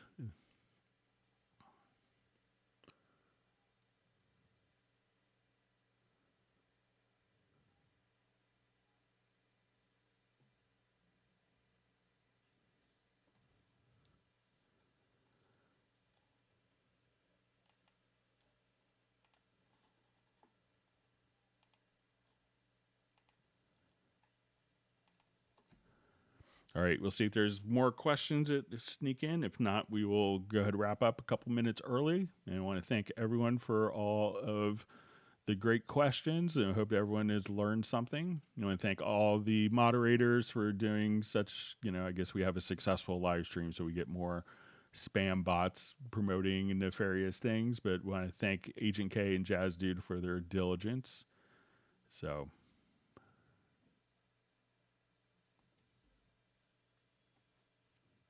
and I'll look into the 10-second pause or a pause between comments if there's a setting for that.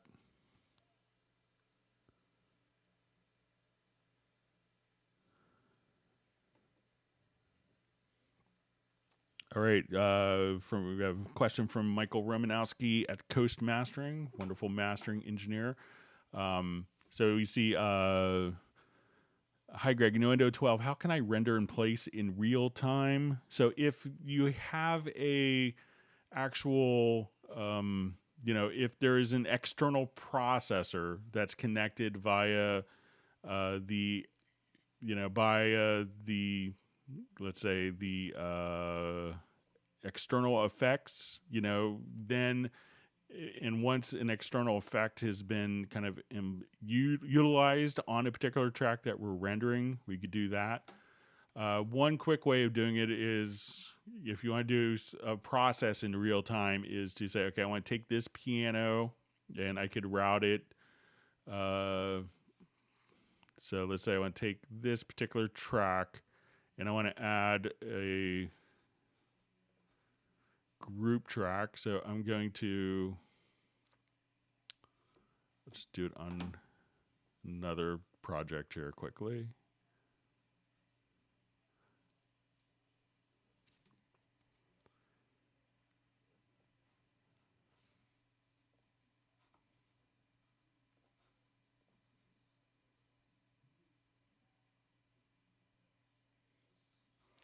Okay, so let's say we have this little track here, so we'll just play. All right, I think I have something that may sound actually decent, so let me just... All right, so let's say I wanted to take this. So if I needed to kind of, you know, if I had it some routing where it's not set up as an external effect or instrument, I could take this particular track and let's add a group channel to that track. Okay, and now I want to add an audio track, and for its input, I want it to be this group channel. So as I hit play, and let's just record, I could just capture in real time.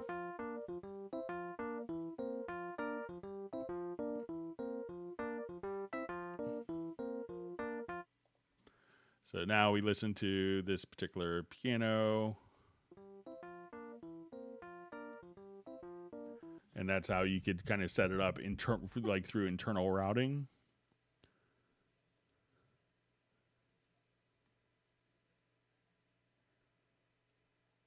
And you could set up multiple tracks through multiple buses, or set it up through like if you needed to do like a 714 bus to a 714 input channel, you could do kind of real time like that, Michael, as well. All right, we see HA just sending thanks from Belgium. You're welcome.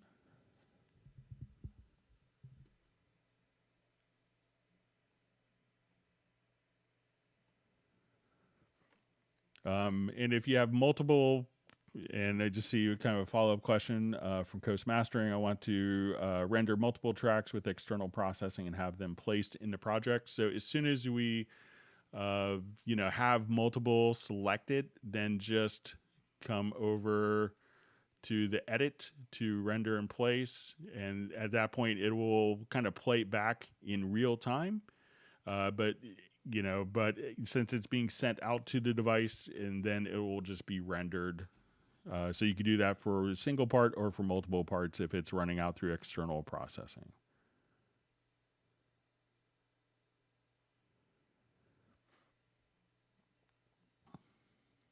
Okay, we see with Atmos Sony 360, so many object tracks with the bed that I need to real-time capture and replace the track processing. So I think that should work for you, Michael, but you could always set up like, you know, a multi-channel bus and just capture it back in if needed.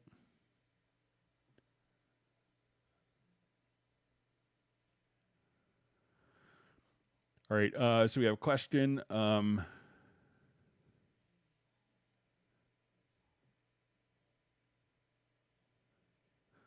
So I recorded multiple percussion instruments to individual channels by mono in. I tried to assign the VCA channels to these, but the VCA doesn't assign for some reason. Is there a way to do this? So the easiest way to do this is we'll come over to this project. So let's say we have a number of channels here, mono channels. So if you select the channels, and then right click and add a VCA track to selected channels. Now when we get to the mix console here, you know, activate the project.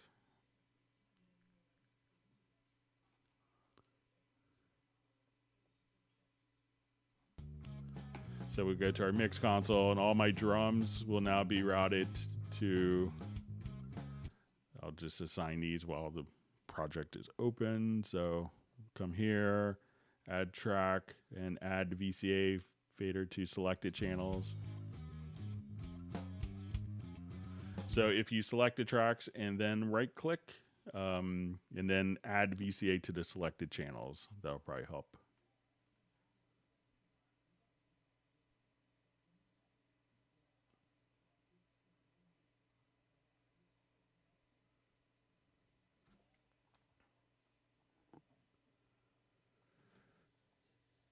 All right, so see if there's any more questions. All right, so.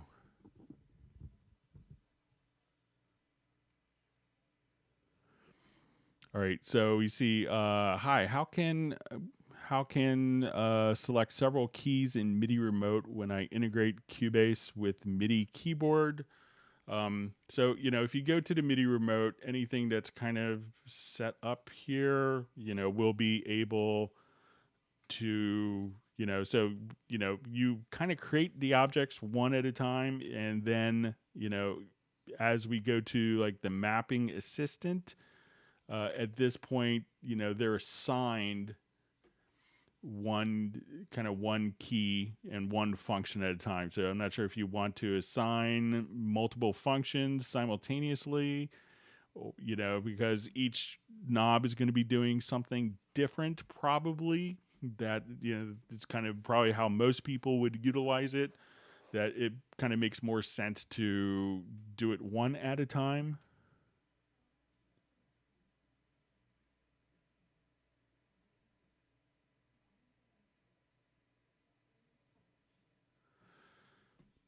Okay, so we see a question. Hi, will the Yamaha drivers for UR-RT4 be soon updated? Thanks. So I think they go along with the particular, it's the standard Yamaha Steinberg USB driver. So, and that's continually updated as well. So I think it works with all the current operating systems. So.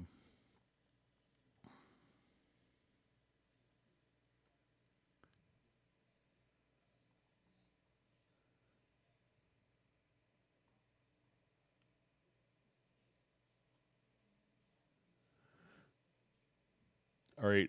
So we see question from Douglas. Says, I didn't notice Studio Logic keyboards in external instruments pull down. West Coast would like not to have to map manually.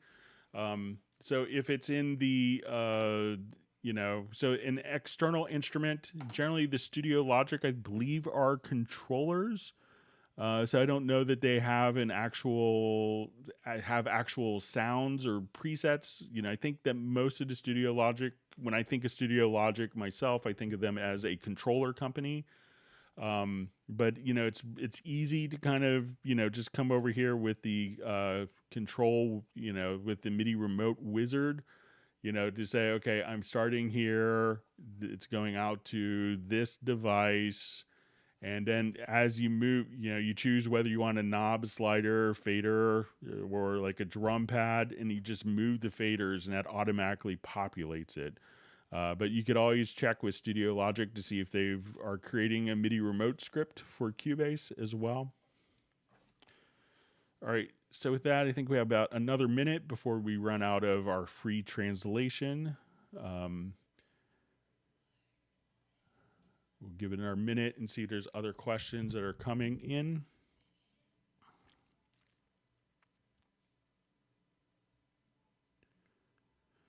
And again, I want to thank everyone for all the great questions and see if they, again, if you learned something new, make sure you hit the subscribe button and the like channel. And we'll be back on Friday, starting at 1 p.m. U.S. Eastern Time.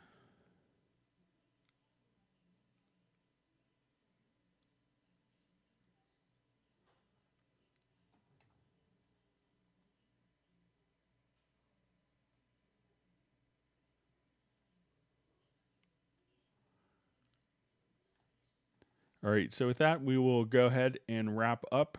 So I want to thank everyone again for all the great questions, and we'll look forward to seeing everyone back on Friday. Thank you very much.